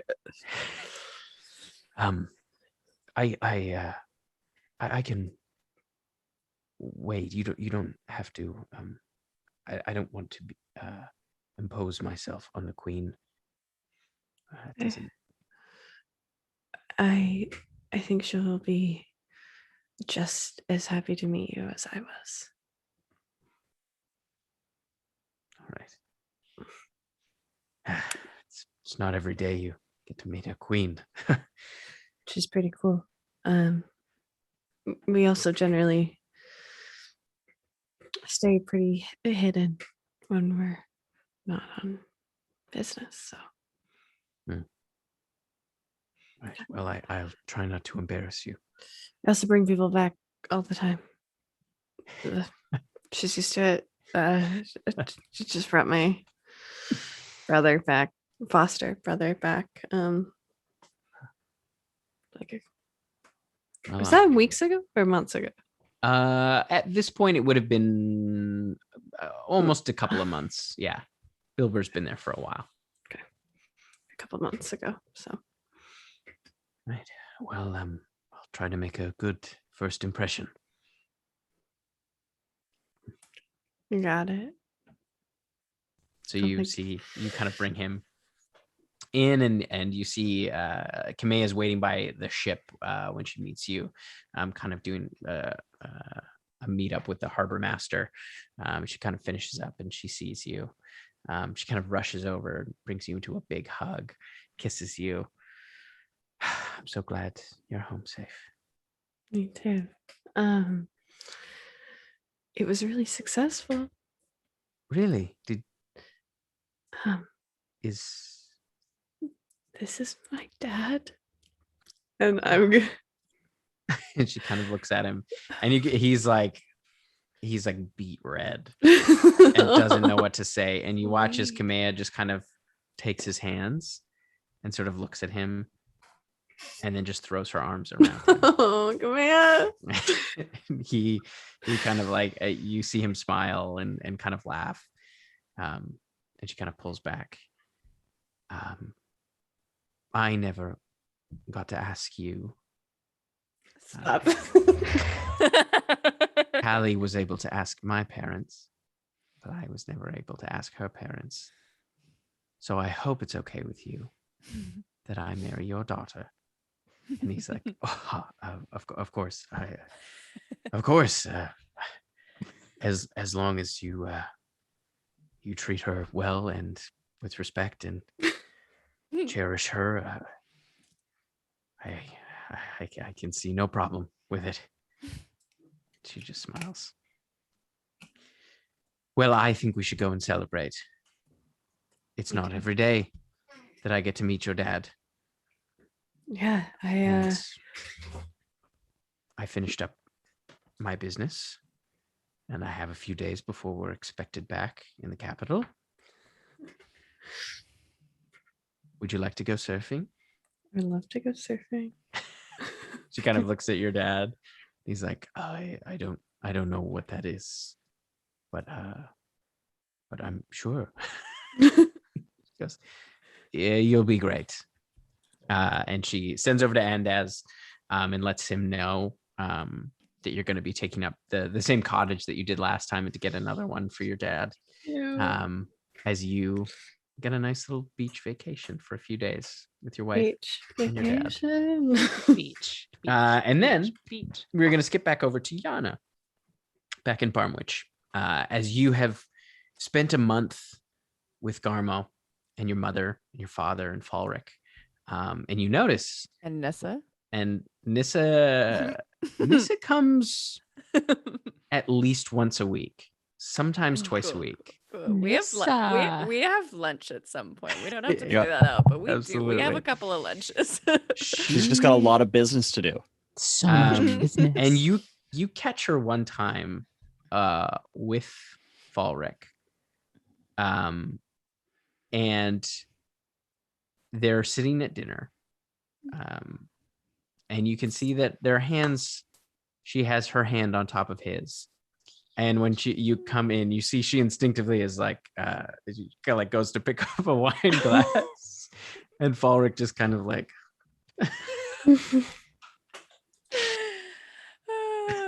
I didn't see anything. You got backed away.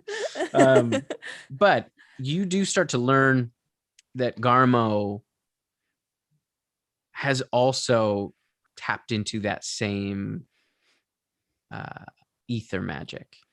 Mm-hmm. He seems to have that ability, not necessarily to the same extent of yours. He's not able to manipulate in the same way that you are able to manipulate to try to charm someone. He's not able to do that, but you can tell that he is able to see those threads between folks, and he's able to see that kind of when folks are in tune and out of tune. And he seems to have a knack for retuning tethers between people.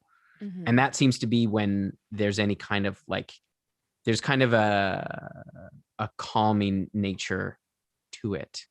And he starts to teach you about the tethers that between people, unlike a person being out of tune, similar to what you've dealt with Adonis, where it may mean that they've had some kind of contact with another dimension or from another dimension. It seems like tethers between folks have more to do with emotional well-being and health of a relationship. Mm-hmm. And in like that sort of intuition. Mm-hmm. But after about a month of this kind of teaching and showing you what he knows, and he's putting words to it as best he can, as he kind of walks you through how he, like, it started after whatever happened with Yellithid is when it started to happen, and he didn't really fully have like a strong grasp on it. At first, it was something that was essentially driving him mad. Right. But as he grew more comfortable with it, he was able to realize what it was. Mm-hmm. And he shared that with you as you gain more insight into that ethereal plane being tied to the kind of fabric of the universe and those kinds of strings that bind all things. And after about a month, There is someone here. I've seen them sometimes, but they're not like everyone else. They have no tethers. None that I can see. And they are out of tune.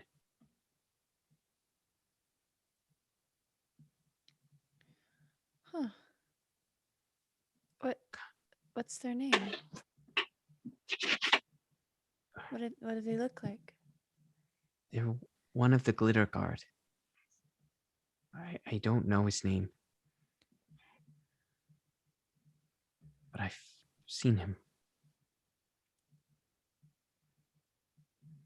Where do you see him? Sometimes on my walks at night. But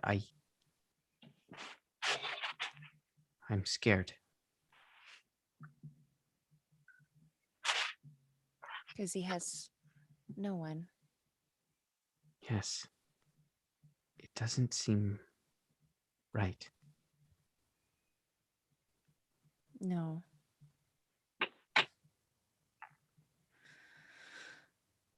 No, it's not. I'll find him, Garmo.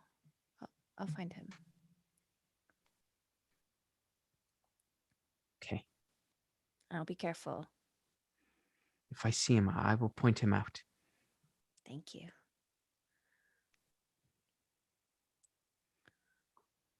Thank you. Thank you for all of this. Thank you. You're my favorite niece. I'm your only niece. Yes. It's hard to connect with people. I find it hard. And I don't know why I don't have a tether to Olin or Falric or Rosie. I was wondering that too. I care about them. They care about you. I don't know why.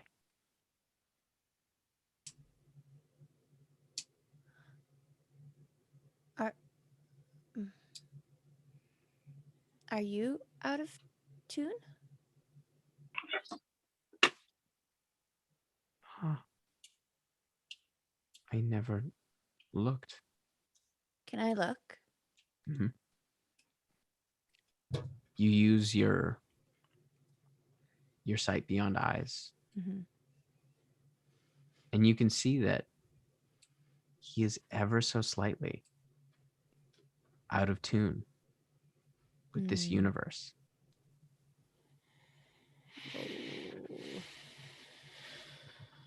Can I try and fix it? Yeah. Like he's shown me? Make an Arcana check. It's a natural one. So like plus 10, but still. you go to try and tune him, like he's shown you with the tethers between people. Mm-hmm. And you realize that this is beyond his scope of teaching. Mm-hmm. As you try to adjust his attunement, you realize that you're tapping into a much more powerful magic. Mm-hmm. And you feel like you have the capability, Mm-hmm. but you don't yet have the knowledge.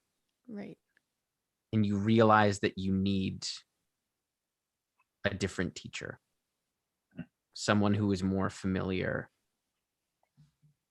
with things that are in tune and out of tune with this universe. I don't think I can fix it yet, but I might know who to ask. I could at least get a start. Oh, He's a really strange kind of person, but he might give me an idea. I'm a strange kind of person. So am I. I like strange kind of people. Me too. I'm glad we still have a tether. Me too. Thank you. And he Thank like you. opens his arms for a hug. Okay. All right. So we'll jump back over to Kokanee and Neppy. And Letters, you can decide if you wanted to go with them to Ceva Aelyria or not in this moment. Yeah, I'm their ride. Okay. So I Yeah. might as Not well. necessarily. How are you gonna get there? Up, down. Ship. Oh, yeah, I'll tag along. All right. So you head to Ceva Aelyria with them, and you find yourself once again in the subterranean city, aglow with no. a beautiful kind of fungus. Sorry, I'll be right back. Rogue has completely stuck herself on the corner of the chair and she can't get out. Claws are so long, they're so hard to trim. She gets so panicky. Oh, my favorite cat. She's like stuck to Don't the let Miss hear couch. that. Yeah, she's like clawing, like we Her put claws. her claws stuck in I can- the chair. Tim, I can imagine it. Is she She's like- sitting on her hind legs with her front paws? Yeah. Yeah. Sweet baby. She's Okay, got we're it good. now. I fucking love Um, that cat. I try to clip her nails, but she's so cagey about it. She hates it. She's a big girl. Yo, if anyone out there wants to clip my cat's nails, just hit me up. I'll give it a shot. Yeah, okay. Yeah, Good yeah. luck. Because team like effort. She does she love you, starts to Sean. hate me, that's no big deal. Like Like, yo, if you break her trust, that's a problem because you still got a little. I bit think I of her. could at this point. She loves me so much. So much. So you arrive in Ceva Aelyria, the subterranean city of the Drow, and it's beautiful. The kind of glowing mushrooms that exist in the ceiling have kind of illuminated everything. And you arrive in the morning, and you can see folks out about their business. You can see that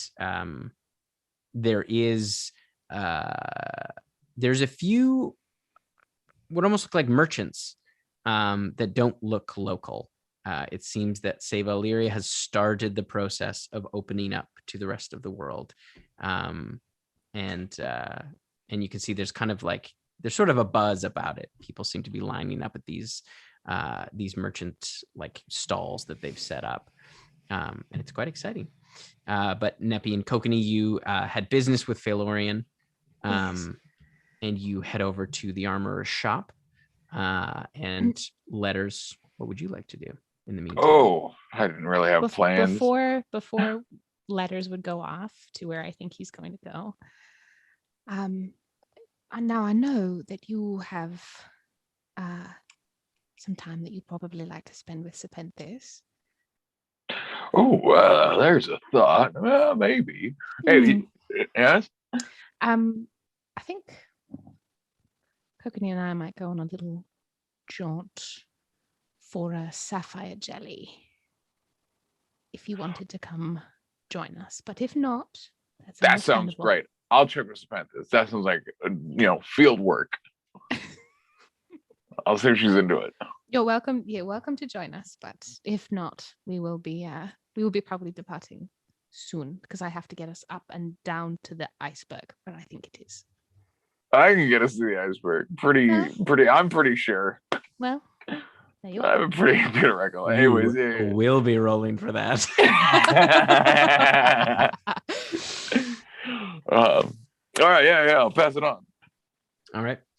So you head over to the armorer's shop, and you find him. He's just finishing up a set of like big shears. As he kind of like looks up. Oh, it's you two. It's good to see you. Florian, how are you? Well, I have something for you and something for you as well. Oh, Well, Come on in. yeah. Please, please. Have you met? This is Lettuce. This is our friend Lettuce. Oh, I didn't know you And were I'm coming to. also here. I thought you'd come with us. That's sorry, I didn't. No, I'd love to be here right now. This is great. I'm not gonna say much, but if I think of something funny, I'll chip it in. Well, Sorry, I thought you were with us. I was actually saying last time that we were here, we had discussed the possibility of Drezda trading company having some interest in shipping some stuff up here, and that Florian might be interested. Right. This is Letters. He's a little associated. I'm the guy. Do you want to talk about a mortgage while we're at it? Like... No, I hate that concept. It bothers me deeply to my core. Quest. But I mean, the biggest thing that we need here that is hard to come by is lumber. Oh yeah, look. What I'm saying is, we can take care of it. We don't have to work out a trade agreement on stream. No, we're playing it out. Small God town damn it, sheriff Florian! shop. I want 6%. I want 6%, no lower. Oh, jeez. But he brings out your armor, and you can see the scale, the dragon scale armor has been worked with sericite to bolster the defense of it. So it is because it was dragon scale, right? It was white dragon scale. Yeah, with Yes. cold. It was a +1 with cold resistance. Yeah, so now it is a +2 Hell yeah. Oof. dragon scale armor. As you can see, it is like he's essentially like woven sericite in between the scales. So there's kind of like a dark sort of purple, Yes. like that kind of, when you move, you can kind of see it kind of shimmer. Love that aesthetic. Thank you so much. I can still add in what we talked about We're gonna go on a hunt for a jelly. Oh, great. Well then, yeah, I can work that in. It's easy to, has to do with the sericite, so it's not terribly difficult. Wonderful. Thank you. This is unparalleled. Thank you. Oh, thank you. And I took some time with the gun, the blunderbuss, and I don't know. I think you'll like it. Love to see it. Yeah. And so he pulls out a short blunderbuss, it's double barreled, and you can see the barrels are like fairly thick iron, like it's reinforced, and the handle is pretty hefty, but it is a one-handed weapon, but you could tell it's probably got some kick. And the hammers on either side kind of pull. There's a hammer on either side that pull back, and you can see in the like where the hammer strikes, you can see there is sericite that's been embedded in that you can see is glowing. And he kind of shows you, he's like, do you want a demonstration? It'd just be fun to show you. We should probably go out back. So he takes you out back. Yeah. And you can see he's set up kind of like a straw dummy. And he puts he like props it up against the stone. It's pretty loud, just so you know. You may want to plug your ears. I cast silence. And you watch as he raises it up and he pulls, and you watch as the hammer fires. You see this kind of spark of purple as a solid bullet fires out like a slug and slams into the straw thing and leaves a fairly big hole as it passes through. And then he shoots the other one. And like he shoots them both and then kind of reloads it. And he looks to you. It's pretty, it packs a punch, and you can fire twice before you have to reload it. Very cool. Yeah, I haven't given it a name. I toyed with a few, but I don't know. You're welcome if you have some ideas. I was kicking around maybe the Violet Hammer, but I'm not married to it. It's a bit of, I like that. There's a bit of weight to it. Yeah. You know, Florian, you might have made, as far as I know, the first gun that isn't powered by a god. Oh, would you look at that? Oh, I don't know if that's a good thing or a bad thing. Well, it's pretty cool, I guess. It just so you know, it packs a punch at a short range. It's not really good. After about 10 feet, it's a bit unruly. And beyond 30 feet, you're pretty much SOL. Yeah. But up close, it packs a punch. Although, if it misfires, it can hurt a little bit. But here you are. So basically, for you, go ahead. Sorry. I was going to say, it's not mine. It was a gift for you, Florian. Well, I mean, I don't do much adventuring. I don't really leave Ceva Aelyria very much. And I'm certainly not coming up against anything that I'm going to need this. I think it's better you have it. You can decide what you want to do with it. I mean, you can give it away, you can keep it, but can I have a good look at it? Absolutely. So it is a magical weapon. It is a +1 blunderbuss. It's considered a one-handed weapon. It deals 1d12 piercing damage as well as 1d8 force damage on a successful hit. Woof. You can fire it twice before reloading, and the range is 10 feet, and then disadvantage up to 30 feet, and then it's no good beyond 30 feet. On a 5 or below on the d20, the weapon misfires and deals 2d8 force damage to the wielder. And it's got to be cleared before it can be used again. How's the craftsmanship? It's different than your weapons. It's much more rudimentary. Mm-hmm. But it is powerful. Like, you can tell that like care went into the design, and he's reinforced it really well so that it doesn't explode when you use it. And even if it were to misfire, the damage is caused from the Serasite kind of misfiring. But he's whatever he's done to the Serasite, like that magic reloads.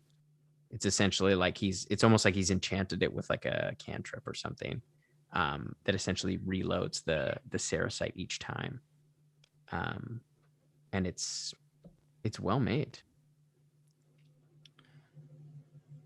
It is beautiful. I'd be happy to hold on to it. That's great. Thank you.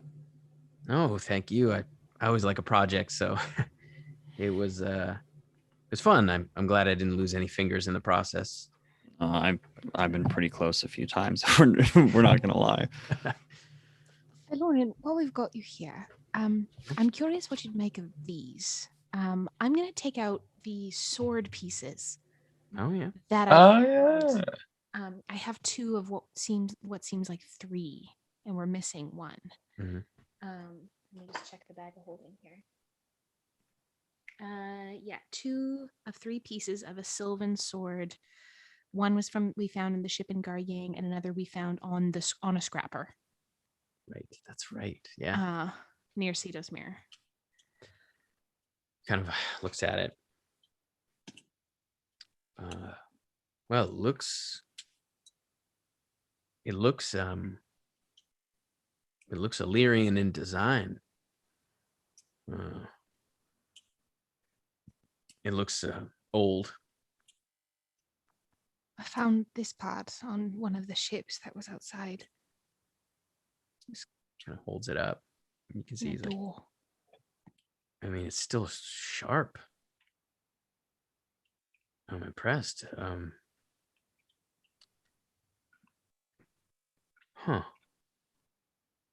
Well, I mean, I could take a crack at repairing it. I think there's a piece of it still missing. Right. Yeah, and there is Runes runes. missing. Do you think you could repair it if you have all three? Yeah. Yeah, there's a, and you see he like holds it up to the flame. And you watch him, he kind of raises his hand, and you see some kind of like purple sort of magic emanate from his hand. There's sericite embedded in the blade.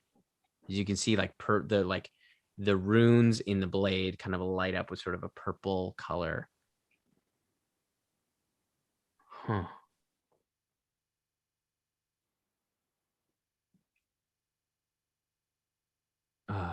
And he flips it around to where because you have the pommel, right? Yeah, we have the and pommel. First part, and the top. Yeah, tip. we're missing the middle bit. I have the tip of the blade, which we found in on a scrapper, and then the pommel. Yeah. So he looks at the pommel. Do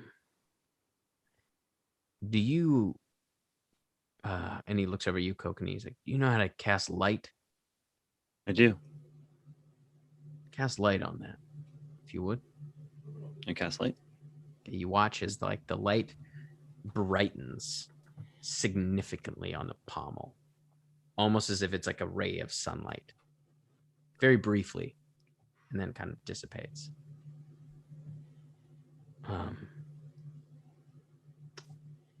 There's a story most Aelyrian kids know about a weapon, a sword, a magic sword that was, well, it's said that as long as the sun sets and the moon rises, this blade will hold its edge. I think this might be that sword. It's called Night Song. Night Song. Well, then we're going to have to find the middle piece, aren't we? Suppose so. I mean, I can try to put it back together when you get that middle piece, but I might need some help. This might be a bit more. I love introducing people. We know someone who I think you'd like. Real similar interests. Her name is Magrin. Okay, well, yeah. You know where to find me. Well, hopefully, if we find this jelly, we'll be back within a couple days.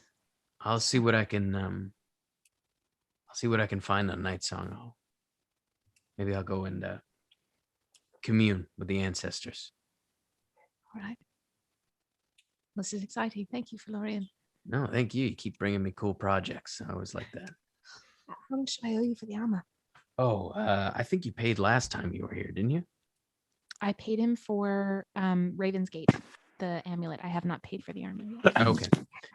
Well, then for the kind of initial upgrade, that'll be 500 gold pieces. Great. Awesome. I pay him 600 because I like him. He's a good guy. Well, good luck. And like I said, you know where to find me. Thank you so much. It was lovely to see you. All right. I'm gonna message I guess Clack. Okay. Be like, hey Clack, Kokanee, Neppy, Serpenthus, and I are kind of doing like a field trip to get some jelly. You and Yanna want to come? It's like a group thing. Going back to that iceberg where we found those canoe guys. I think I'm out of words. You hear, I'll ask. And then you hear him as if he's going, Hey, Yanna, Letters wants to know if you want to go on a field trip. Shouldn't probably take very long. I love field trips. Yeah. I'll tell him we're in. Okay. One second. Yeah, we're in. Oh, okay. I'm also gonna call Callie. Callie, it's letters. I give a similar thing. It's like This would be timing wise. You would have just probably returned to Wolfreen with Kamea. do you and Kamea want to come on like a it's like a couples field trip? We're going back to that iceberg where we found those canoe boys. So that sound like a good time? Because I feel like, and I'm out of words. I'm gonna. Do I have to respond right away, or can I talk to Kamea first? You can Next 25 words. The do the next same as time Clark. first. Kamea, do you want to go to? Pause. This isn't Callie. Where was that again? What's that place? I was in called? Garyang. Garyang. Oh, she's not gonna want to go. Do you want to go to Garyang with me and my friends? You know I love your friends. Mm. And you know I love you. But everything you've told me about Garyang makes it sound like the worst place in the world. So Yeah, it's bad. I'm going to respectfully decline. I also have some business I need to tend to here. I've been away, and the council, you know how Wendell gets. But I think you should go. You should go. Have Most fun. supportive wife ever. You know where I am. And, you know, maybe one day we can go to Garyang together. I would love to see Ceva Aelyria. That is on my to-do list. But not into the frozen wastes. I'm a warm weather person, generally. So is that all right? Mm-hmm. Yeah. You should go. Have fun. Yeah, I'll go. I'll be there. I don't know how much of that letter's heard, but of For my the half. sake of expediency, I heard it. That's why I was just nodding my head because I knew I had like. You can hear the tone in Callie's voice of like, of course Kamea doesn't want to go. But they both agreed to come. We can say, you know, you guys spend the time getting everybody together and back into Ceva Aelyria. I technically haven't asked Serpent this. I feel like I'm. Would you like to ask Serpentis? Well, I would like to ask Serpent this. You know what I'm saying? Okay, so you head over to her tower. You arrive. She's. I will 100% send in advance. Be like, hey, you doing anything later or whatever.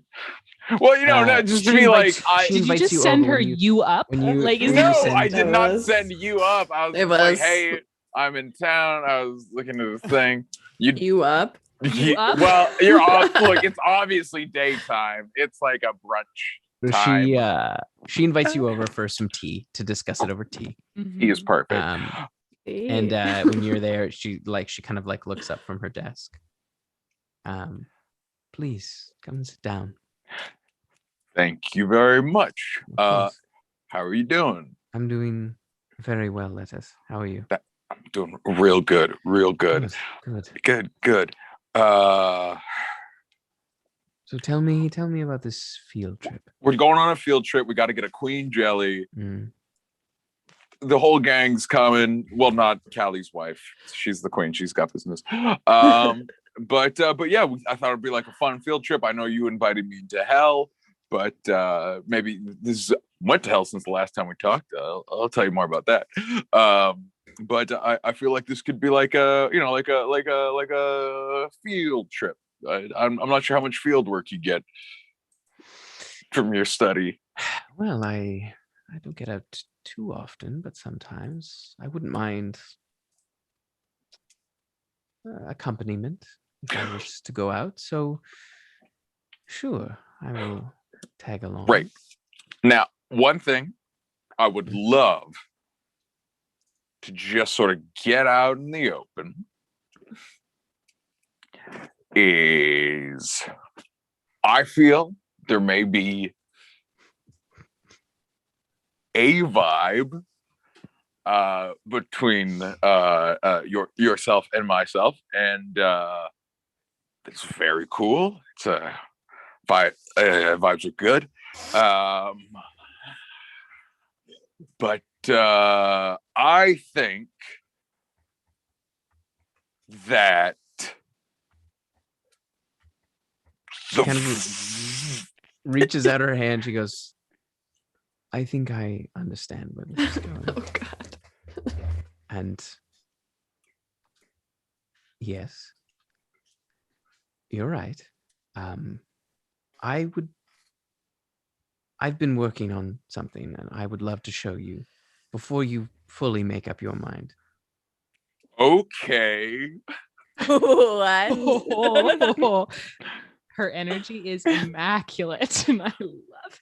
As you watch as she kind of like waves her hand over herself, and you watch her form shift as she standing in front of you. Serpenthus takes on the form of a sort of dark, almost like purple black furred minotaur.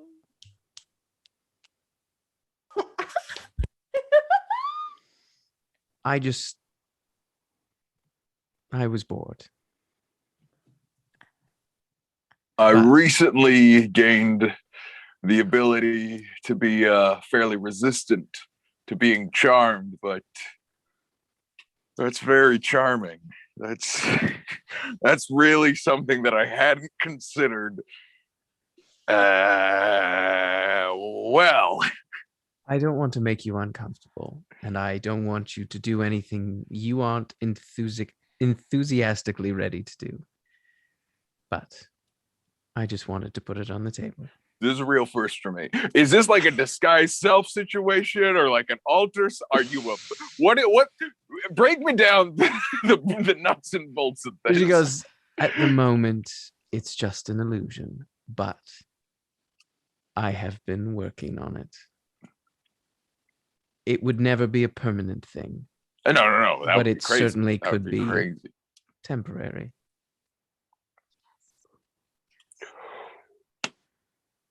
Well,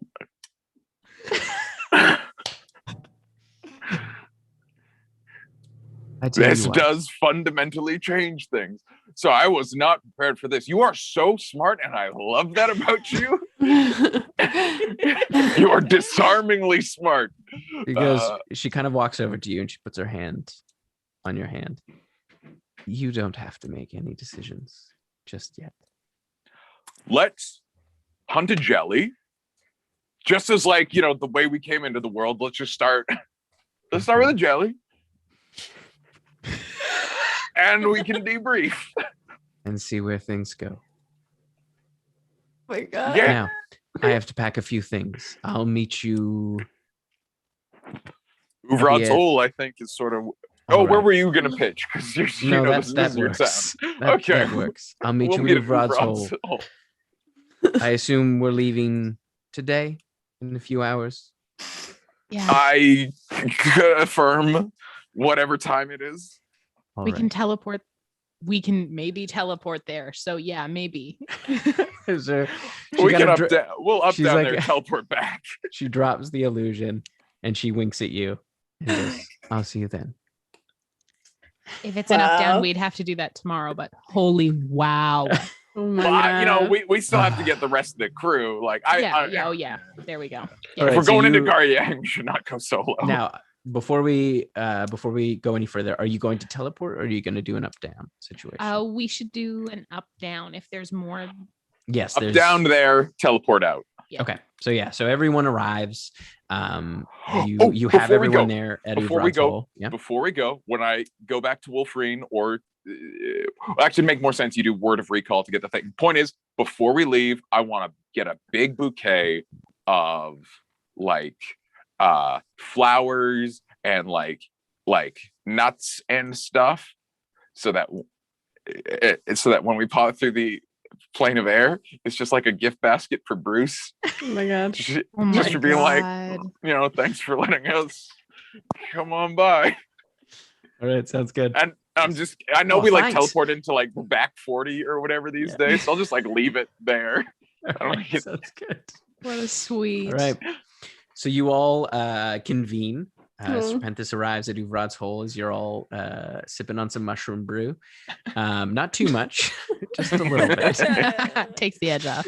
As you all, I believe you have space for everybody as you all take hands and pop up and down, arriving at the large iceberg in the center of the sound. And that's where we're going to end it tonight. As the cold wind of Gargan. Fuck, why did I go back here? Wait, why did I come back? We're going jelly hunting, babies. I'd like to point out that Clack didn't say where the field trip was. He just said, Oh, I told you field you'd trip. never come. Yeah. Oh my god. I was told it was in Graying, and I you still came decided to leave anyway. my wife. Still game. Can we talk about the like strong, fierce lady energy in this episode? Hot damn.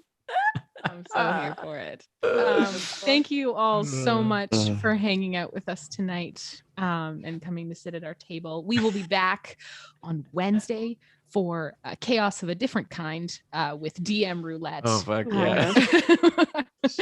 Adam and Tim and Sean, and we're going to be joined by Bam and Brianna Flame and Taylor Ramon, and we are going to be having a delightful time Wednesday, 8 p.m. Pacific Standard Time. Please come hang out with us. And then for more of this next week. So before, if you're new tonight, something we do at the end of each episode is, are we rating before we do? Is there anybody still streaming? I don't know if we've looked. We don't have anybody on the top of our head. I have the ones we go to, like my friends we could go to. Sure. Anytime. Let's do it. Okay. We'll wait till we're going to be out stream to do it. But who are we rating, Lynn? I need a code. We're gonna go raid Tiny. I love Tiny. I know, we love Tiny. Tiny's making pizza right now. Oh, cute. And So they just hit their 1 year streaming. Oh, well, just like a little while ago. So we love Tiny. That's their name there for your manifest. So we're gonna hop into an outro screen. So just hang out in there while we get prepped to raid. But thank you all so much for joining us tonight. We've loved having you. And just be careful because I don't even know where to go with this one. Because we're gonna go jelly hunting next week. So Be safe. love you guys. Good night. Bye. Bye. Oh, what it's